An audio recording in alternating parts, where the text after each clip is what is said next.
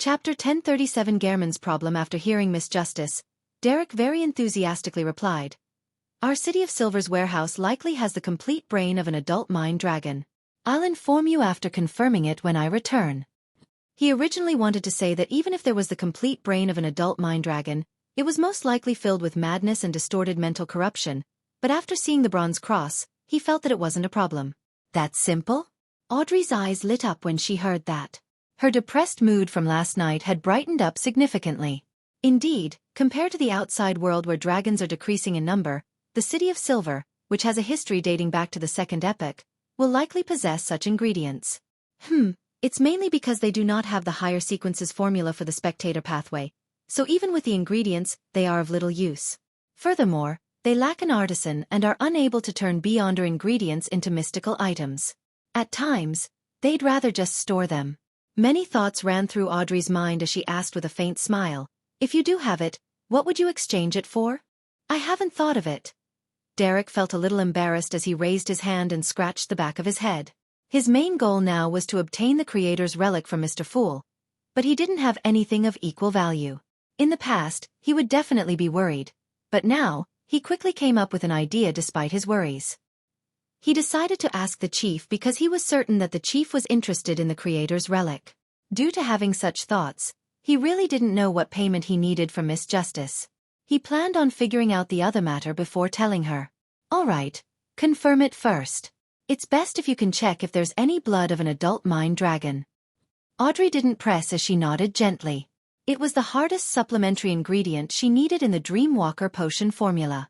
Audrey immediately looked around, indicating that she was done. "You don't have to look at me. Although I do have some savings, there's nothing I wish to buy.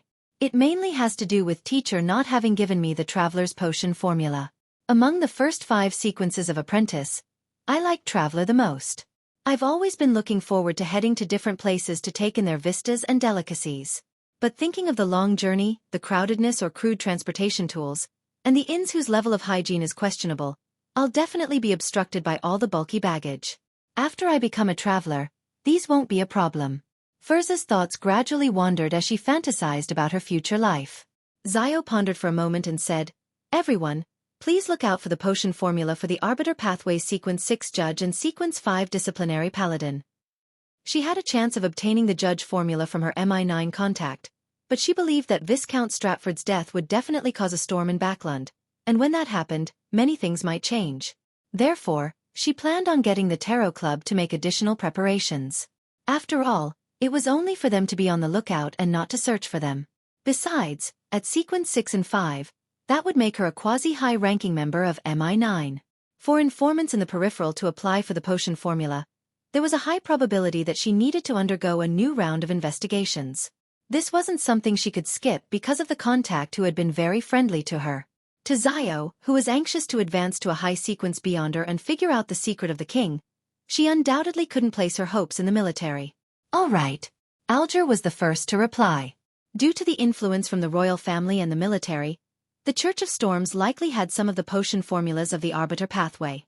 Of course, this wasn't something a Sequence 6 captain responsible for acting as a pirate would know. He only had a chance of knowing them after he officially became a Sequence 5 and was summoned back to the church or was assigned to deal with more important missions.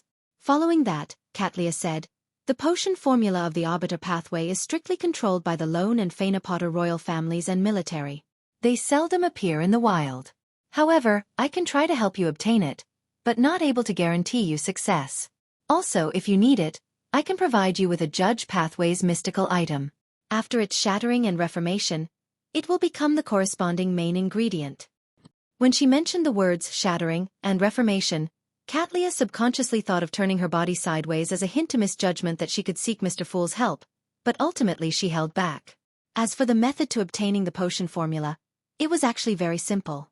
It was to take the initiative to listen to the ravings of the hidden sage and accept the knowledge he imbued.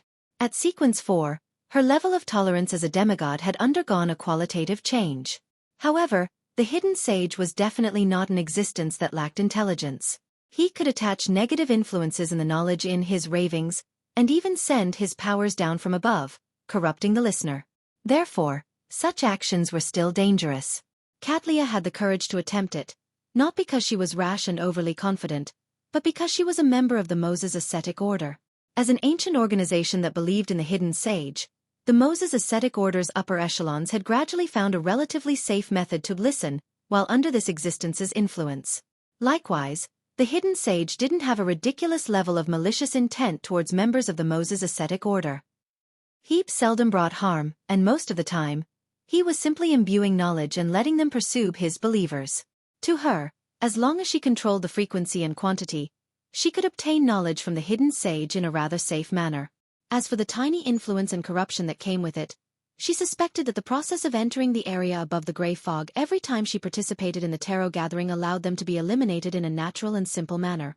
The only problem was that the knowledge she received each time wasn't something under her control. It depended on the hidden sage's mood and thoughts at that particular point in time. In a sense, this was a passive and irresistible secret deed ritual. As for the judge pathway mystical item that she was willing to provide, it came from the Fog Sea's strongest hunter Anderson, a button. After she became a demigod, some of the items she held had little use. One of them was the button. After hearing that, Zio didn't hesitate to agree. All right, I'll consider purchasing it after obtaining the judge potion formula. I hope I can raise my sequence again by then, allowing me to use the gray fog's powers that isn't just close to the level of an angel, but that of an angel. Only then can I shatter items and let the characteristic reform. Otherwise, I'll still have to bother Ma'am Ariana or Willa Septon. Yes, if Mr. Azek were to awaken, things would be a lot simpler. I wonder if the unshadowed crucifix can purge an item's beyonder characteristic out. I don't think it will work. It can't coexist with those items, preventing them from even coming close. Other than this restriction, it should be possible in theory. I'll later try to use the gray fog's powers to force the unshadowed crucifix to be bound to other mystical items. Klein, who was listening by the sidelines, thought. After discussing Miss Judgment's matter, the other members didn't seem to have any needs to make a transaction. Leonard had already covered up the weaknesses of his mystical item. Alger was working hard to become legal. Derek was only thinking of the creator's relic. Emlyn and Katlia had just advanced recently, so they had nothing they needed for now. Amongst them, Katlia had the intention of renting the cross to see if she could cleanse the remnant corruption in Artisan Sealf. However, the Roselle diaries she gathered came from Queen Mystic and were used for obtaining answers. She believed she was temporarily unable to produce anything that would gain Mr. Fool's interest. I'll try to gather the Emperor's diary out at sea. Katlia secretly made the decision. After some thought, Emlyn said to the magician, "Ma'am, in the next 2 weeks, I might need to rent that notebook." "No problem." Furs was originally thinking of spending money to get Mr. Moon to add abyss shackles and other beyonder powers to the spellbook, so she was very happy to permit his request. This meant, not only would she not be spending money, but she would even earn some money. At this thought, she couldn't help but add, "Try not to record full moon." She would be very troubled if Laymanos Travels' powers were mainly filled with full moon. While Emlyn nodded in agreement, Alger interrupted as though in thought. "Is the Sanguine's hunting of the key members of the Rose School of Thought about to begin?" "Yes." Emlyn didn't hide the truth at all. "Once the plan is finalized, I'll get everyone to provide me with suggestions." "No problem." The first to answer wasn't the Hanged Man, but the World Gairman Sparrow who had been sitting silently at the bottom end of the long bronze table. "He's interested in this?" Not only did Emlyn think this, but the other members also had the same idea no matter how slow they were. With the Hanged Man, the Hermit, and Justice agreeing to help Mr. Moon in plotting the Sanguine operation, the Tarot Club's transaction segment came to an end, ushering in the free communication segment. The World Gairman Sparrow sat up slightly and looked at the star Leonard. "Help me ask if that person has seen the second blasphemy slate." "Blasphemy slate?" Audrey and the other members immediately grasped the peculiar term. They immediately had astonished thoughts. The second blasphemy slate? Mr. Starr isn't as simple as he appears. He knows someone that has seen one of the most important items in mythical legend. Other than his identity as a member of the church and official beyonder, he had other secrets.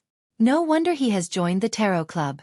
Leonard jumped in fright as well, never expecting Klein to raise such a request. After a few seconds of silence, he exhaled and said, "Okay." Chapter 1038 Name Lease. After answering, Leonard snapped to his senses and grasped the hidden message contained in Klein's request. Does he mean that old man has once seen something like the blasphemy slate?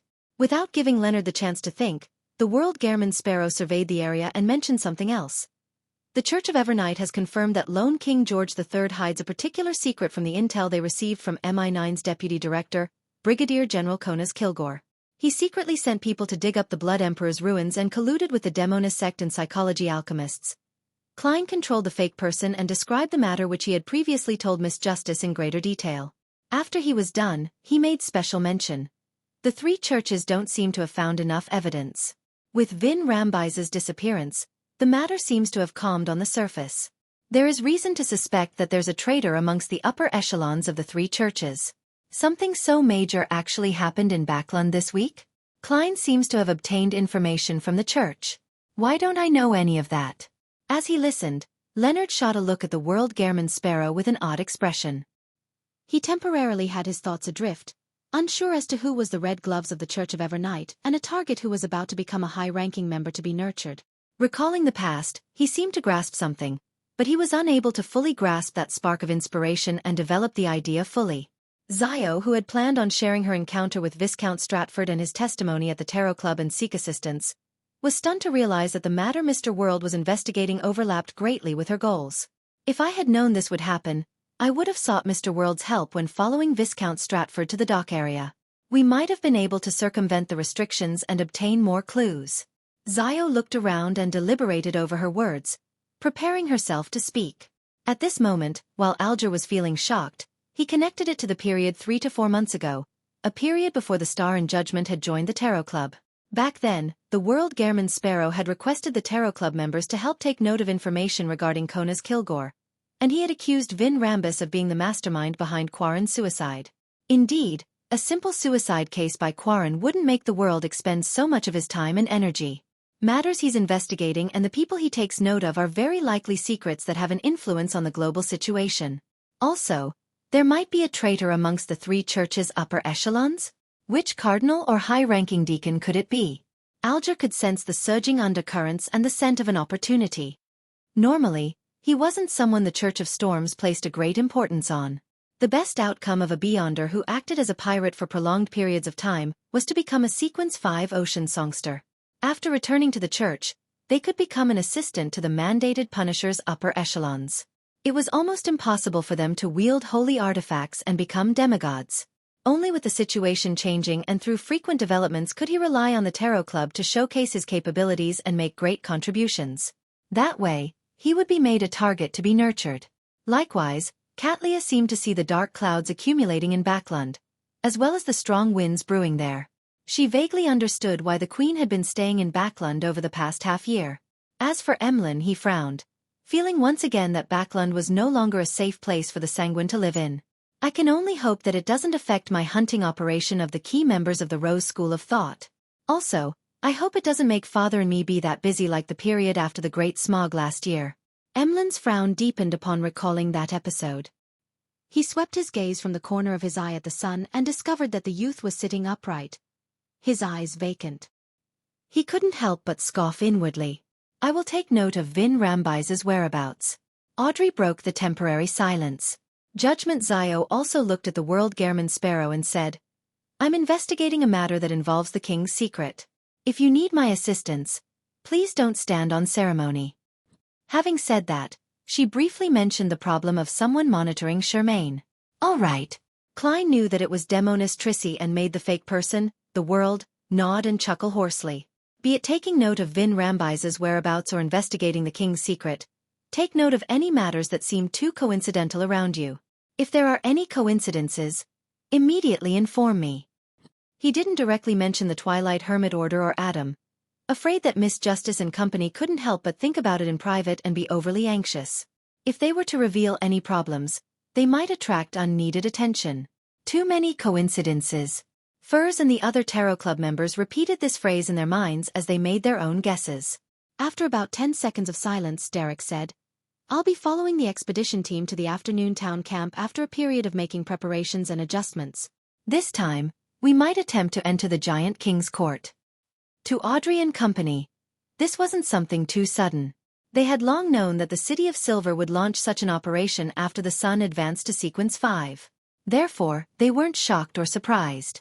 Instead, They had the feeling that their patience had paid off, as though a mythical legend was about to unfold before them in a real corporeal manner. Alger thought and gave a vague reminder. When the time comes, listen to your chief's arrangements and try your best to pray to Mr. Fool frequently.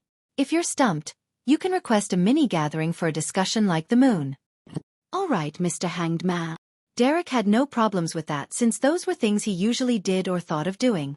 After this matter was over, Alger turned to the seat of honor at the end of the bronze table and reverently said, "Honorable Mr. Fool, I have the answer to the matter you wanted me to investigate." Under the other members' looks of puzzlement and curiosity, he continued, there were 5 Faysac colonels who participated in the Konotop Sea battle in 1338. 2 of them died in battle, and 1 died 2 years ago due to excessive drinking after being discharged due to age. 1 was promoted to Commodore and was transferred to the Imperial Navy College and became its Vice-Chancellor. 1 became a Rear Admiral and is currently serving as Commanding Officer of the Faysac Subjugation Fleet's 2nd Squadron. Just as he said that, Alger requested for the right to conjure a piece of paper filled with the detailed intel. The fool Klein allowed it to flash in his palm and quickly scanned through it. He had made the Hanged Man investigate the Faysac and Mat's colonel in the 1338 Konotop Sea battle mainly to seek out Creeping Hunger's original owner. That naval officer had captured the Enmat's second mate, Andy Hayden, in that sea battle and grazed him. He was one of the absolute victors, so it was impossible for him to have died in battle. As for his subsequent discovery and encounter in that primitive island with the Hanged Man, they made Klein suspect that Kalangos had been given the glove by the Twilight Hermit Order. Be it an official or periphery member, it's impossible for him to die that easily or die from alcoholism. Of course, I can't eliminate the possibility of being silenced. Klein thought quickly and remembered 3 names on the piece of white paper. Boris. Died in 1347. Cause of death. Excessive drinking. Suzdal. 48 years old. Commodore. Faysac Imperial Navy College's Vice-Chancellor. Dmitriev. 45 years old. Rear Admiral. Commanding Officer of Faysac Subjugation Fleet's 2nd Squadron. Retracting his gaze, the fool Klein nodded gently and said to the Hanged Man, "Continue gathering detailed information of the latter 3. Figure out everything about their lives." "Yes, Mr. Fool." Alger agreed without hesitation. This was an opportunity for him. After the mission was completed, he could attempt to request to borrow the cross. After another round of exchanges, the week's tarot gathering came to an end. Leonard then returned to the real world. Sitting on the sofa, he hesitated for a moment before placing his feet on the coffee table. Then, he asked with a suppressed voice, "Old man, have you seen the 2nd blasphemy slate before?" In his mind, Pallas Zorost's slight-aged voice sounded. "No. The one who saw the 2nd blasphemy slate was my great-grandfather." "Heh, who mentioned this?" Leonard didn't answer Pallas Zorost's question as thoughts resonated in his mind. The blasphemy slate really exists. Old man's great-grandfather had seen the 2nd blasphemy slate. No wonder he could become an angel.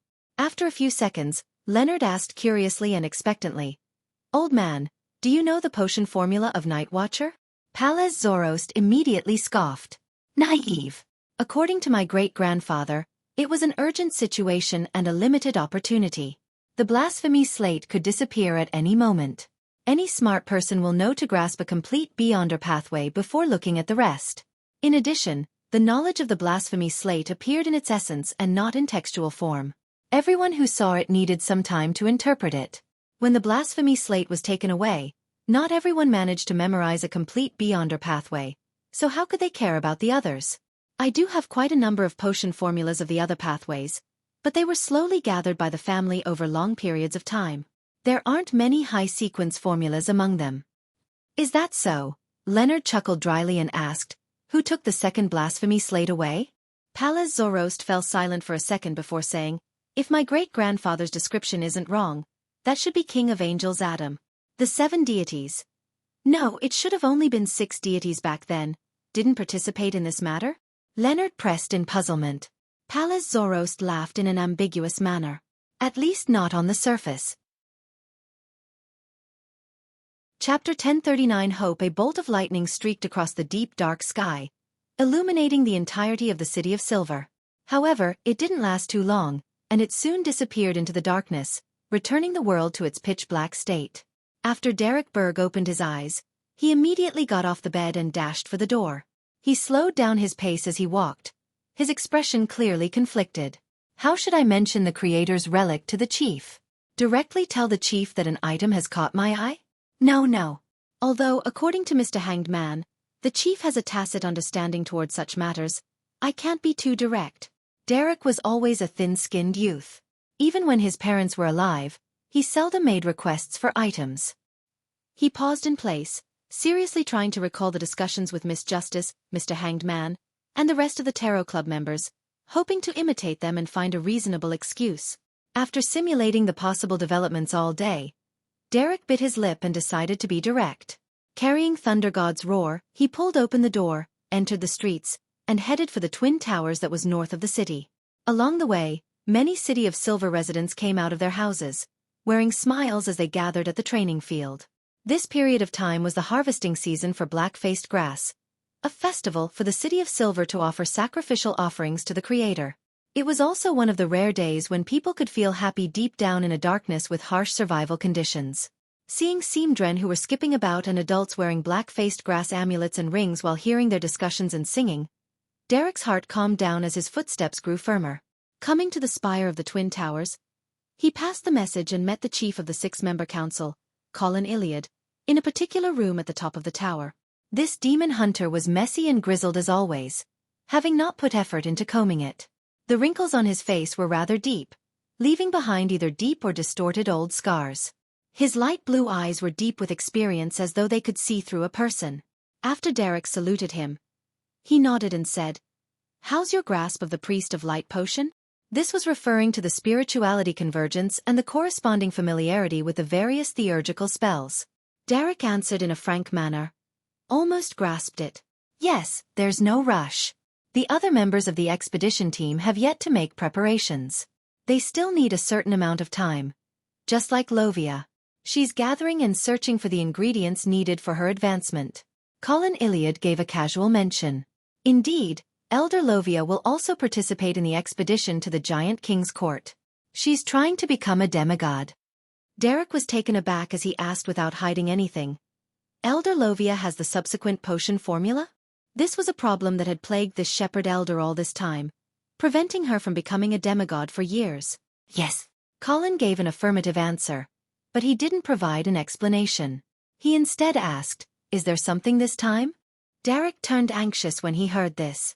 He didn't make a request, but rather directly said, "Your Excellency, I discovered a relic of the Creator. It corresponds to the sequence 4 unshadowed of the Sun pathway." The tall and muscular Colin in a linen shirt narrowed his eyes as the look in his eyes changed. Those complex and indescribable emotions made Derek freeze on the spot, causing him to momentarily forget what he was about to say next. Amidst an indescribable silence, Demon Hunter Colin said in a deep voice, "Relic?" Derek's pupils constricted as he realized that he accidentally mentioned something of great significance. He had felt pain that the Creator had been eaten for a very long time, knowing that he had completely fallen, never to return again. This made him develop the illusion that it was common sense. Faced with the chief's question and gaze, Derek fell silent, momentarily at a loss for an explanation. He hesitated for a few seconds and finally opened his mouth with great difficulty. "Yes, relic. The kings betrayed the Lord." He subconsciously used the term the ecclesiastic at Afternoon Town had used in referring to the kings of angels. Colin looked at Derek, his light blue eyes seemingly losing focus temporarily. This demon hunter remained silent for a long while, and after nearly a minute did he calmly say, "Got it." His voice subconsciously turned deeper. He didn't ask where the relic of the Creator that Derek had discovered, or what it looked like and what its use was. His eyes regained their depth as he didn't continue the topic. Instead, he said, "You've already become a Sequence 5. You have the right to know what holy sealed artifacts the City of Silver has. Once you're able to converge your spirituality and fully grasp the theurgical spells, I'll give you the corresponding information and take you to the place where they're sealed. If you have an affinity with one of the holy sealed artifacts and can reduce its negative effects, you can wield one." The affinity he mentioned here referred to the similarity between Derek's psyche and the remnant high sequence Beyonder's psyche mark on the sealed artifact. It could reduce the terrifying negative effects by deceiving it to a certain degree. In the City of Silver, there wasn't a lack of common Beyonder characteristics and ingredients. Furthermore, everyone knew the acting method. The only thing preventing them from advancing was the rituals. At times, without a potion formula, it didn't stop a sequence 8 from advancing to sequence 7, or sequence 7 to 6. As long as one had advanced correctly via consuming potions the previous time and had completely digested it, if one was willing to take the risk, they could attempt to directly consume a Beyonder characteristic to advance. The chances of success weren't too low, but from sequence 6 to 5, without the help of a ritual, the chances of success were very low. Therefore, in the City of Silver, there were a lot of sequence 6 Beyonders, but sequence 5 and up became rare. It was a level that earned serious considerations. Why did the chief suddenly mention this? He means that I can choose a holy sealed artifact to exchange for the creator's relic. I haven't even mentioned this yet. Yes, I'll first offer the information to Mr. Fool and see which item will please him. Derek was stunned for a moment before he came to a realization. He nodded heavily. Yes, Your Excellency. He didn't say anything else as he bade farewell and prepared to participate in the harvest. Demon Hunter Colin watched his figure disappear as he slowly walked to the window and cast his gaze at the altar near the training field. There were already many people gathered there. They were circling the creator's altar, and they were using ancient dances to please the deity. Others were singing praises of the mighty existence. They had obvious smiles on their faces, their eyes brimming with hope and anticipation. It was as if the creator would return if they held on for a few more years, and all hardships would come to an end. Such expectations had been repeatedly shattered in the past 2 to 3 millennia, but it rose up again and again to support their hearts in resisting the despair and burdens. Colin Iliad stood by the window and watched intently. Backlund, Clun Street, after returning from above the grey fog to the real world, Klein's heart felt heavy. Emperor Roselle's diary page allowed him to understand the secrets of the spectator. He understood how dangerous it would be for him to continue investigating the king. Even with the Church of Evernight and the goddess's blessings, it wouldn't be completely safe. It mainly has to do with the goddess's digesting of the death pathway's uniqueness. She won't be able to descend for quite a long period of time. I hope the Lord of Storms and the God of Steam and Machinery can react in a timely manner at the critical moment. Regardless, with Mam Ariana, Willa Septon, and Palaz Zoroast, even against a king of angels, it isn't an outcome that spells certain doom. Even if I were to die, they'd still have a chance of grabbing my corpse. The longer I hold on, the higher the odds of my survival will increase. Klein relieved his stress by making a self-deprecating comment. Previously, above the grey fog, he had already decided the focus of his investigation. It was to pursue Saintess of White Katarina and Demonis Trissi, whose current sequence was unknown. As for Vin Rambus, as long as he didn't take the initiative to contact Miss Justice, he wouldn't try to seek him out. Otherwise, he might encounter an accident he couldn't fend off. On the one hand, I'm waiting for Miss Judgment's feedback, and on the other hand, I should try to see if I can find Vice Admiral Ailment. By using their blood connection, I can try to lock onto the Saintess of White. This isn't too realistic. The 3 churches will definitely come up with this method, so the Demonis sect will definitely counter this. I'll later get Danitz to search for items related to Vice Admiral Ailment, and I'll use the Grey Fog's ability to interfere and screen. Yes, I'll also ask him about Anderson. This isn't too pressing. The unshadowed crucifix is still being experimented with. Klein retracted his thoughts and got out of bed. He had already used the Grey Fog suppression to bind unshadowed crucifix and the mystical item, Broken Finger, together. He wanted to see if the Beyonder characteristic would be purged. After resting at home for a while, Klein changed his clothes and went out with his valet, Anuni. He planned on praying at St. Samuel Cathedral before visiting the Lone Charity Bursary Foundation. This valet wasn't actually the winner, but Kona's Kilgore. The real Earl of the Fallen had been turned into flesh with a flower of blood, and was hiding inside the Earl of the Fallen's stomach. Backlund's weather these days was often gloomy. The gas lamps lining the 2 sides of the road had yet to be lit up, but the houses on both sides of the street had already been lit up. Klein watched all of this expressionlessly. He rode his carriage from Backlund Street to Phelps Street. He first headed to St. Samuel Cathedral to pray before he wore his top hat and cane and walked to the Lone Charity Bursary Foundation. As he approached the door, he heard a ringing sound. He saw Miss Audrey riding a modified bicycle which didn't have a horizontal bar and was rather exquisite. She had come out from an alley. She was wearing a plain white dress and a pair of black leather shoes. Her blonde hair was tied up as her green eyes were peeled on the road. Sitting on the seat harness behind her was a golden retriever who could maintain her stability no matter how much the bicycle shook. Upon noticing the elegant gentleman with white sideburns, Audrey smiled brightly and greeted in a cheery tone. "Good morning, Mr. Dantes." "Good afternoon, Miss Audrey. You seem to be in a good mood?" Klein watched as she hit the brakes and used her foot to support herself. Audrey pursed her lips as her smile brightened a little. "You're right. I am indeed in a good mood.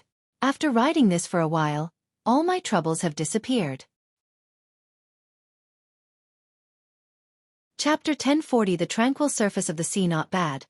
A spectator's ability to adjust their own emotions are rather impressive, Klein commented inwardly as he looked at the golden retriever on the back seat of the bicycle. He then sized up the bicycle that looked different from the bicycles on the street. He casually asked, "Is this a new bike designed specially for women?" "What do you mean specially designed for women?" "If you wish to ride it, you can too," Audrey replied with a smile. "I only told the people at the bike company that they needed to consider the requirements of the different demographics. This is their latest product they designed. It has yet to be industrialized. I was given a prototype to give them some feedback." "An excellent idea," Klein praised with a smile before asking thoughtfully, "Do you know the owner of the Backland Bike Company?" Audrey's eyes narrowed a little as she answered, "Of course, I'm one of the major shareholders of the Backland Bike Company." "Major shareholder? I almost forgot about that. She ultimately succeeded." Klein seemed to understand something as the corners of his lips curled up slightly as he shook his head in a self-deprecating manner. "I see.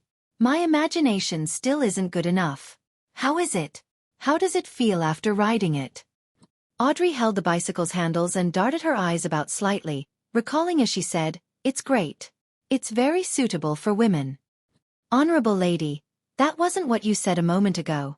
Klein pricked his brows, but he didn't interrupt the girl. Audrey smiled and continued, "To me, it can help me adjust my mood and relieve stress. It's like riding a horse. However, that requires special equipment, and I have to do it at the horse ranch in the suburbs. It's impossible to get the horse to gallop at full speed at home or on the streets. It lacks that feeling, but bicycles don't have that problem. I can even head into the alleys which horse carriages can't enter. It allows me to take in different sights. Just now, I rode past a house and saw their garden blooming with flowers. It made me feel especially happy. Oh, when I encountered other people on bicycles, I feel very happy too. They work hard to live, carrying that little bit of hope. Although they're busy and in a rush, they don't appear listless." "All right, don't laugh at me. I know you want to say that those who can afford bicycles are definitely not those at the lowest rungs of society. I'm just happy for them. I hope that one day, I can ride through every street in Backland." Klein listened quietly as his mood improved. With Miss Justice's description, it seemed possible for the scene to appear in front of him. And this was a trivial change he had brought to this world. He laughed and said, "No, I have no way of refuting it. It sounds very interesting. This is what I wish to see in Backland, the more the merrier. I originally had doubts about certain things, but now, I seem to have fewer doubts." With that said, he pointed at 22 Phelps Street, the Lone Charity Bursary Foundation's door. "Let's go in. It looks like it's going to rain soon." "All right, I'll park the bicycle." Audrey got off the bicycle and pushed it and her golden retriever towards the back door. There was a parking spot for bicycles which had been specially demarcated. It was indoors, so there was no need to be afraid of the rain.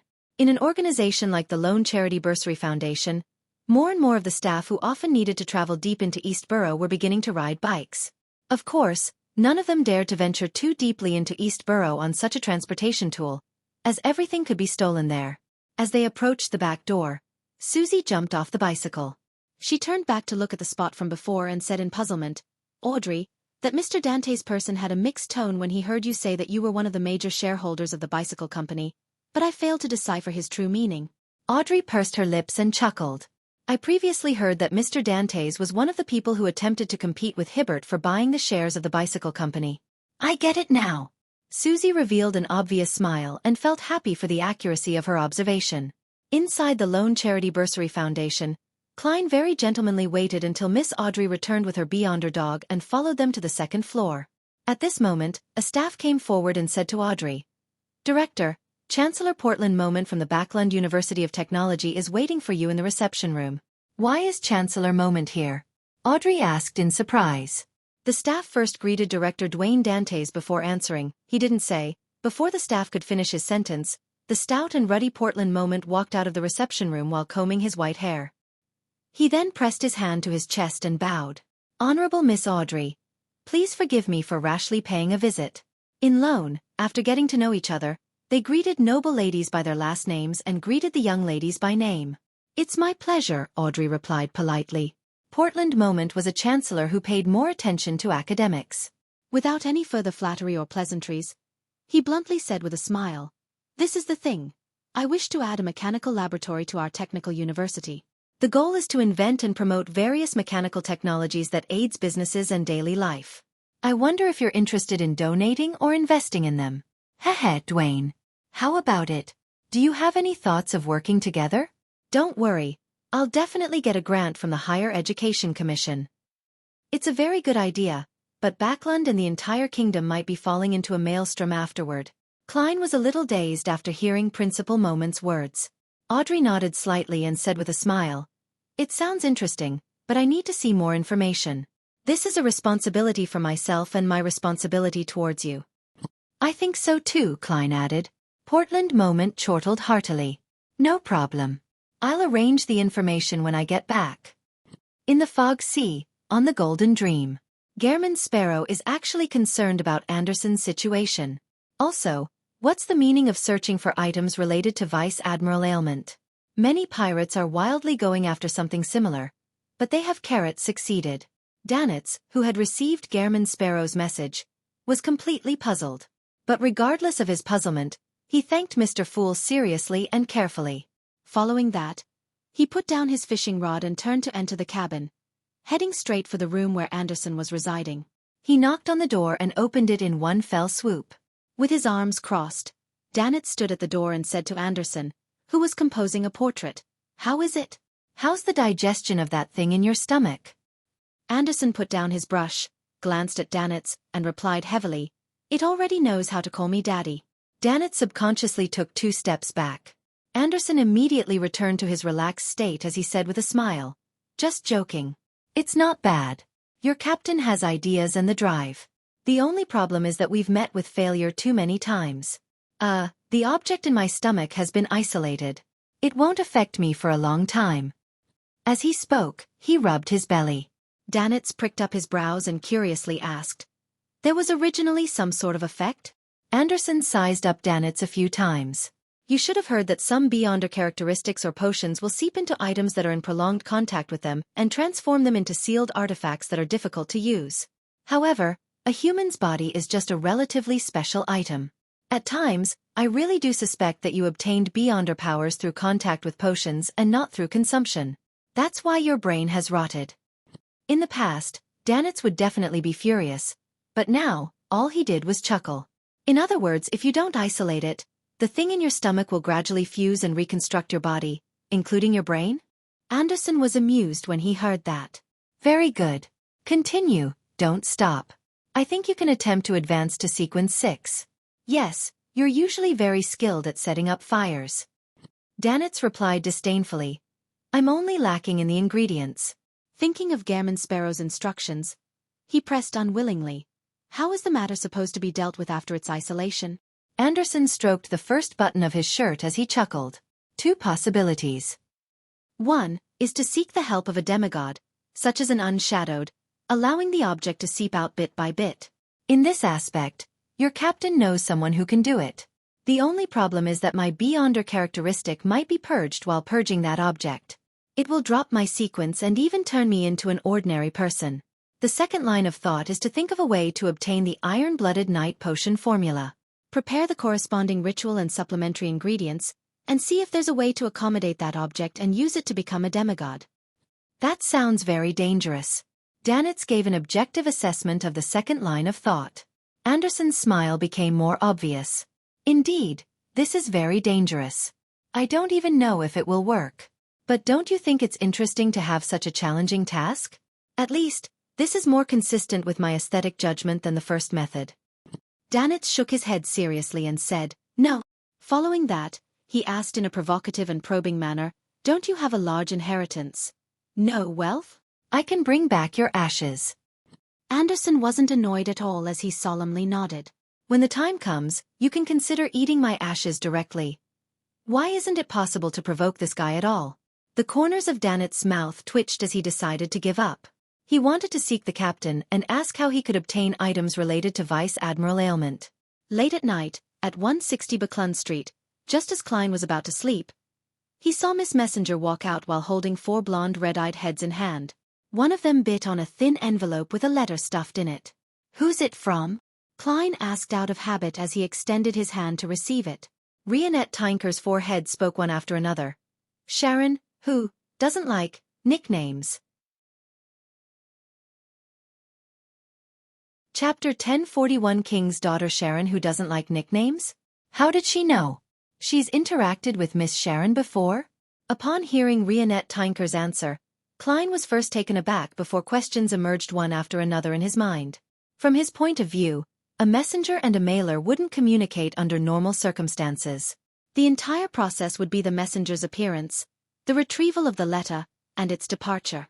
Besides, when did Miss Messenger need to obtain the permission of the other party when she gives nicknames?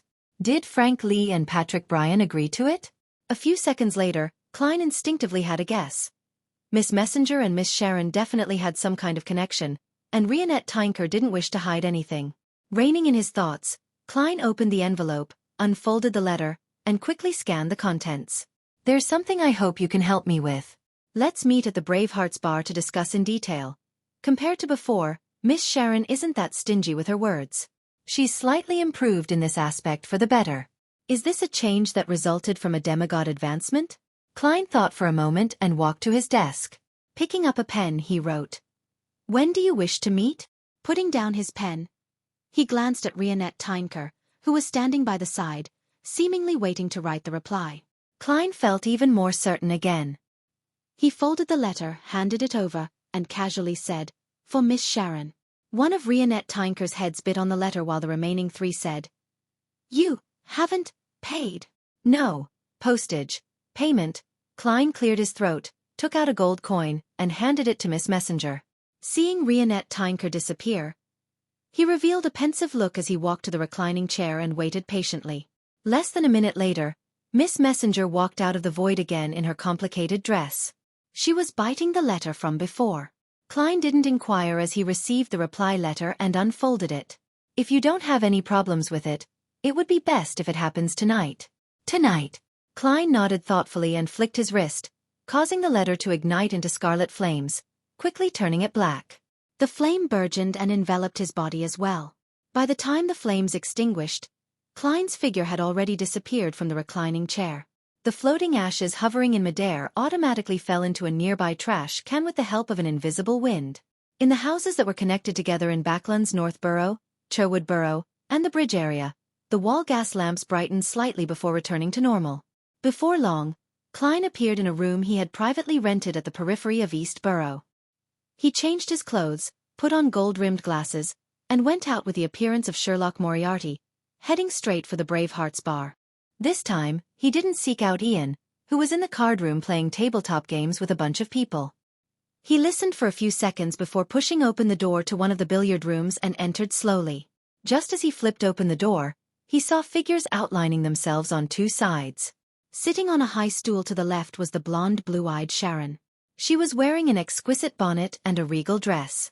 Compared to the past, her face was no longer as pale as before. It just looked like she was anemic, making her look less like a female ghost and more like a doll. Standing to the right of the billiard table was Marie.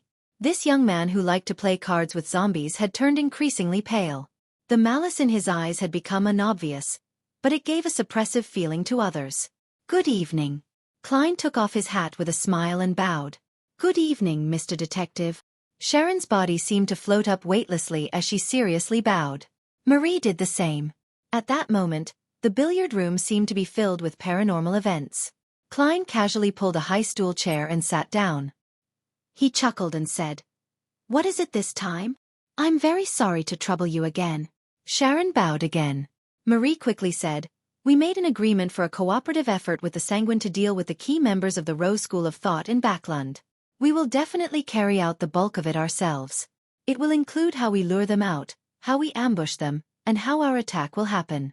We just hope that you will watch the entire process by the side and aid in our escape when an accident happens. If you want anything, just mention it. We can discuss it. That is to say, I'm a contingency to prevent any accidents. What if that fellow Emlyn also enlists the world to secretly help? When that happens, they would have 2 demigods in their contingency plans. I think it might work. I can be Sherlock Moriarty while letting Kona's Kilgore be Gehrman Sparrow. Klein considered for a few seconds without immediately agreeing. Instead, he said, "Let me ask a few questions." Marie glanced at Sharon and nodded. "Okay." Klein looked at Sharon, who was sitting on a high stool like a doll. "The Tuttensis II mummy we previously obtained was a preparation for you to advance to Sequence 4 puppet. And you've already become a demigod?" This was something he had previously learned from their conversations and letter exchanges. His main goal was to make a confirmation and start the subsequent topic. Sharon quietly looked back at him as she said with an ethereal and inhuman voice, "Yes." Klein nodded slightly and directly asked, "What's your relationship with Rionette Tynker?" Sharon's blue eyes dotted about almost indissemblably as she said, "She is my teacher." Teacher. She. Although Klein already had some guesses, he nearly drew a gasp. He felt his head aching. In the blink of an eye, although his expression remained the same, countless thoughts were bubbling in his mind.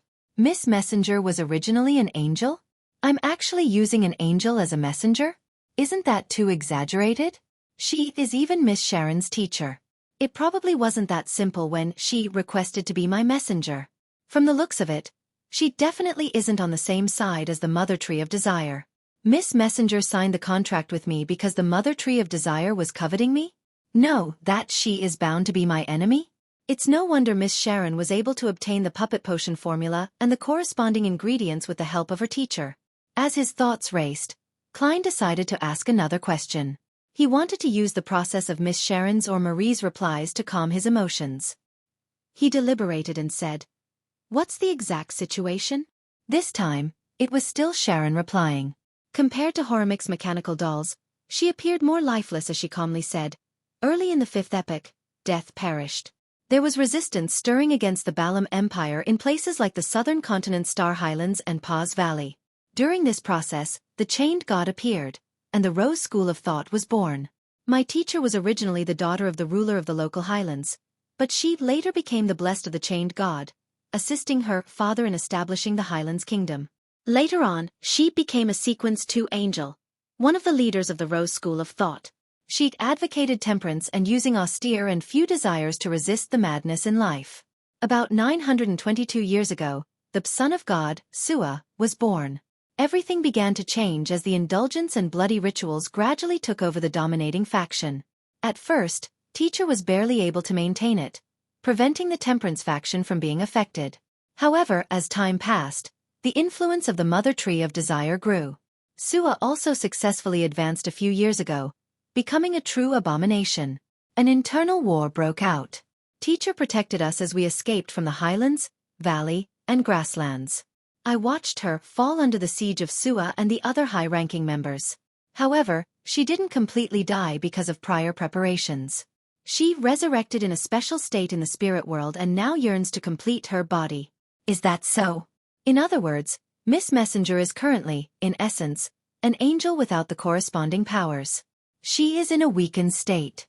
It's no wonder she wasn't able to easily deal with the Rose School of Thought demigod, Shanks. Wait, although there are many angels cooperating with me, why are they all incomplete or weak? Apart from Mam Ariana, all of them are in such states.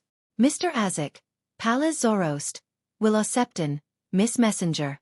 Is there a problem with my title as the Fool? Are they all waiting for me to give them the charms corresponding to Scholar of Yore? Klein came to a realization as he felt rather poignant. He didn't ask why Rionette Tynker still desired money, as he thought for a moment before saying, "Miss Sharon, the Rose School of Thought definitely has no lack of the puppet potion formula. After you obtained the Tuttensis II mummy, they would likely view you as a demigod. In addition, Mam Rionette Tynker had once appeared before the Rose School of Thought's demigod and engaged in a battle with them. This also means that the Rose School of Thought definitely knows that she is alive, and they would not be prepared against her. And your relationship as master and disciple with her is no secret to them. In such a situation, Isn't it a little too naive to use yourself and Marie as bait to fish out the key members of the Rose School of Thought in Backland? Do you think they will only send 1 or 2 demigods to deal with you? Up to what degree of help can the Sanguine provide? Also, I previously mentioned that due to one of my identities, the Mother Tree of Desire places a great deal of importance on me.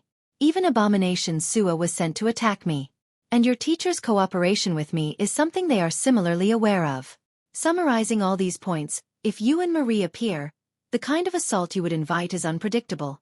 Having said that, Klein's expression turned serious as he asked, "Do you wish to cause a divine descent in Backland?" The entire billiard room instantly turned abnormally quiet, but there weren't any changes to Sharon's expression. Chapter 1042 Plan from a different angle. After a few seconds, Sharon calmly replied to Klein, "It's not bait, but a ploy to lure them out." Just as Klein was about to ask what the difference was, Marie explained in detail. "Back when we were pursued by the Rose School of Thought, we discovered that they had quite a number of members in Backland.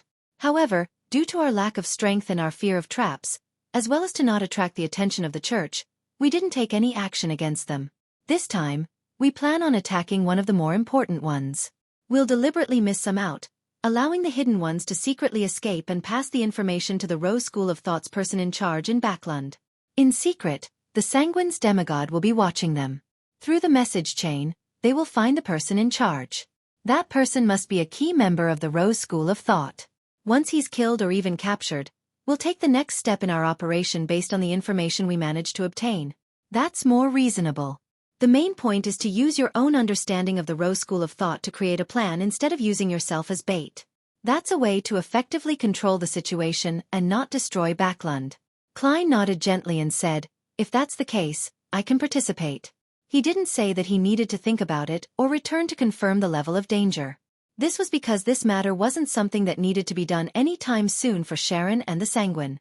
When he divined problems, he could always call it off as a participant. "What kind of payment do you need?" Marie's standing posture relaxed as he asked. Klein smiled. "If there aren't any accidents the entire time, I wish to receive 1 instance of free assistance from Ma'am Rionette Tinker. If I have to involve myself in the operation, I can always add the condition of having priority on the spoils of war. You can discuss this with Ma'am Rionette Tinker before writing to tell me the answer." In fact, he was still a little puzzled. He believed that with such a plan, there was no need to seek him out. With Miss Messenger hiding in the shadows, it was enough to prevent any accidents that Sherlock Moriarty could deal with. "There's no need." Sharon, with her exquisite looks and pale face, shook her head gently like a doll. "I can agree to it now." "Has she already discussed it with Miss Messenger?" Klein thought for a few seconds and honestly asked. "Then why don't you directly ask Miss Rionette Tinker for help to prevent any accidents from happening?" Sharon's hair remained motionless as though bound tightly by the petite bonnet. She replied in an ethereal and fleeting voice. "She doesn't wish for the Sanguine to discover her existence." "Is that so?" Klein deliberated for a moment and raised another question. "You advocate temperance, so why are you seeking out the key members of the Rose School of Thought? Is revenge not within the limits of temperance?" Sharon looked at him with her blue eyes and said, "In recent decades, the Rose School of Thought has been trying its best to let the Mother Tree of Desire descend into the real world. This will bring about an unimaginable disaster. In addition, Teacher also desires her body to be complete. If the Mother Tree of Desire were to descend into the real world, it would be an unimaginable disaster for me. However, what has this got to do with the completeness of Miss Messenger's body? Her body was once torn apart and is being held by different key members of the Rose School of Thought? Or can the body's high sequence beyonders of the same sequence and their characteristics be made into a part of her through some ritual?" Klein mumbled inwardly as he probed. "Is Abomination Sequence one of the mutant pathway? Then what are Sequence 2 and Sequence 3? He had asked Miss Sharon the first question before, but he had only received a vague answer. Sharon answered without any hesitation. She didn't speak too fast, but her voice remained ethereal and inhuman. "I wasn't too sure about it in the past. Now I can confirm that Sequence 1 is Abomination, Sequence 2 is Ancient Bane, Sequence 3 is Cursed Artifact but is now known as Disciple of Silence." "Does that mean that you weren't certain when I asked you the last time? That is to say, when you summoned Miss Messenger and reunited with her, you managed to learn more secrets?" Klein nodded in enlightenment. "I have no more questions." After confirming the time for the operation, write to me. Thank you. Sharon once again floated up and bowed. Marie pressed his hand to his chest and slightly bent his back. There's no need. Klein stood up from the high stool and wore his top hat with a smile. This time, without a smacking sound, scarlet flames rose and engulfed him. Under the night sky, countless lights silently lit up in Backland, as though they were stars that were covered in clouds descending upon the land. With the few stars twinkling, Klein returned to the rental apartment at the periphery of East Borough. After changing his clothes and preparing to return to North Borough's Buckland Street, he heard a series of illusory pleas. It was from a man. After nodding in thought, Klein immediately took 4 steps counterclockwise and arrived above the grey fog. He extended his spirituality towards the constantly expanding and shrinking crimson star.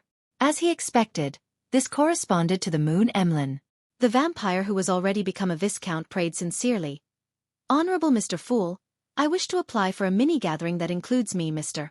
Hanged Man, Ma'am Hermit, Miss Justice, Mr. World. To Emlyn, these people are the Tarot Club's representatives in intelligence, experience, and knowledge. Poor Leonard. Klein chuckled silently as he leaned back into his chair and agreed to Emlyn's request. Above the grayish-white fog, inside the ancient palace, 5 dark red beams of light appeared on both sides of the long bronze table, forming different figures. Mr. Moon, has the Sanguine's plan been finalized? Audrey greeted everyone before asking with interest. Emlyn surveyed the area and frankly said, yes, the detailed plan is this. Through 2 Temperance faction members who escaped from the Rose School of Thought. He recounted the plan Sharon had described to Sherlock Moriarty from a different angle to the world Gairman Sparrow and company. When he was done, he said, if we can obtain effective information, we Sanguine plan on seizing the opportunity to launch a surprise attack on the Rose School of Thought's headquarters. We hope to take an important item from them. What important item? Katlia asked curiously.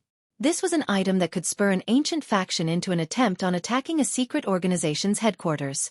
It definitely wasn't simple. Its importance might even exceed that of an ordinary angel, stronger than some grade 0 sealed artifacts. Emlyn didn't hide anything. It's a holy artifact left behind by our Sanguine ancestor. I'm not sure what particular accident led to the Rose School of Thought obtaining it. A holy artifact left behind by Lilith. In the hands of the Rose School of Thought. The Sanguine has placed great importance on it. This time, Klein, who was acting as the world Gairman Sparrow with his true body, had key points flashing through his mind. Then, together with his understanding of many secrets, he quickly had an unconfirmed theory. That might be the key to the Mother Tree of Desire's ability to intrude and control part of the Moon Domain's authority. This is something Miss Sharon and the others didn't mention. The Sanguine have kept things from them as well and have quite great ambitions. Yes, I can't use ambition to describe them. That ancestor Lilith, whose identity is unknown, seems to have foreseen the chaos from the situation and the coming of the apocalypse. Therefore, the Sanguine was made to change its style and become more proactive so as to have more things to rely on. This is the acquisition of a life buoy in preparation for the apocalypse. Klein didn't say a word as he listened silently. The others were also taking in the important information that the moon had revealed, and Alger was no exception. He pondered for a few seconds before saying, in other words, you Sanguine will be hiding in secret this entire operation and won't be targeted by the Rose School of Thought? Yes, Emlyn answered rather casually. The Sanguine's plan was jointly decided by Duke Ulmer and Marquis Nibbs, as well as a few earls in Backland. Many problems had undoubtedly been brainstormed and reconsidered. Regardless, even if a pig were to live for more than a millennium, it would definitely gain a certain level of wisdom and experience. Alger nodded slightly. I have another question. How are you so sure that the Backland person in charge of the Rose School of Thought is only a saint? There might be more demigods or even an angel hiding. You should know very well that the situation in Backland is very complicated. It's not impossible for the Rose School of Thought to increase the number of powerhouses it has to plot certain matters. If that's the case, you will end up resembling thieves who wish to steal something, only to storm right into Civilau's yard. Civilau's yard was another name for the Backland Police Department. Emlyn became more relaxed. This time, Duke Ulmer will personally watch over the entire process. Even if the Rose School of Thought's angel descends, we can easily escape. In addition, no matter which side, they're not actually willing to create an intense conflict in Backland. Without any crushing advantage or the confidence to not cause a huge commotion, they will naturally cease any fighting. Upon hearing his answer, the comers of Catlia's mouth curled up indecemably as she warned. To beyonders who aren't demigods, even a slight clash between angels would produce aftershocks that are enough to destroy them. Emlyn snapped out of his state of drowning in pride from experiencing the potency of the sanguine. He was momentarily at a loss for words. At this moment, Audrey's eyes darted around as though she was thinking of something. "Mr. Moon, what do you need to do in this plan?" "What do I need to do?" "Monitoring the secret members of the Rose School of Thought and locking onto the true target from the information received will be done by Earl Mistral. The one who will ultimately take action is Marquis Nibs, Earl Mistral, and the Rose School of Thought Temperance faction's demigod. Duke Ulmer will be the one monitoring in secret to prevent any accidents. And my only job is apparently to contact that wraith named Marie and maintain communications between both parties." Huh. The more Emlyn thought about it, the odder his expression became. It seemed like there was nothing for him to do, or at least, nothing particularly important. Chapter 1043. Each having their own plans. Emlyn blinked as he leaned back in his chair. He spoke unhurriedly and with a hint of a smile. He answered Miss Justice's question. "What I need to do is very simple. My role is to ensure that both parties can complete the collaboration successfully. That means you don't need to participate in the battle, right?" Audrey had originally wanted to press with such questions, but after sizing up the moon, she reflected on the words said and said with a faint smile, "Since that's the case, there's only one thing you need to do to ensure your own safety." "Makes sense. I can't affect myself because of this matter. Anyway, there's nothing that needs my assistance. I'm not in charge of the risky parts of the operation. I'll later rent Lamino's travels and spend money to get the world to record a few pages of teleport. My safety will basically be guaranteed." Emlyn thought for a few seconds and said with a nod, "Excellent suggestion."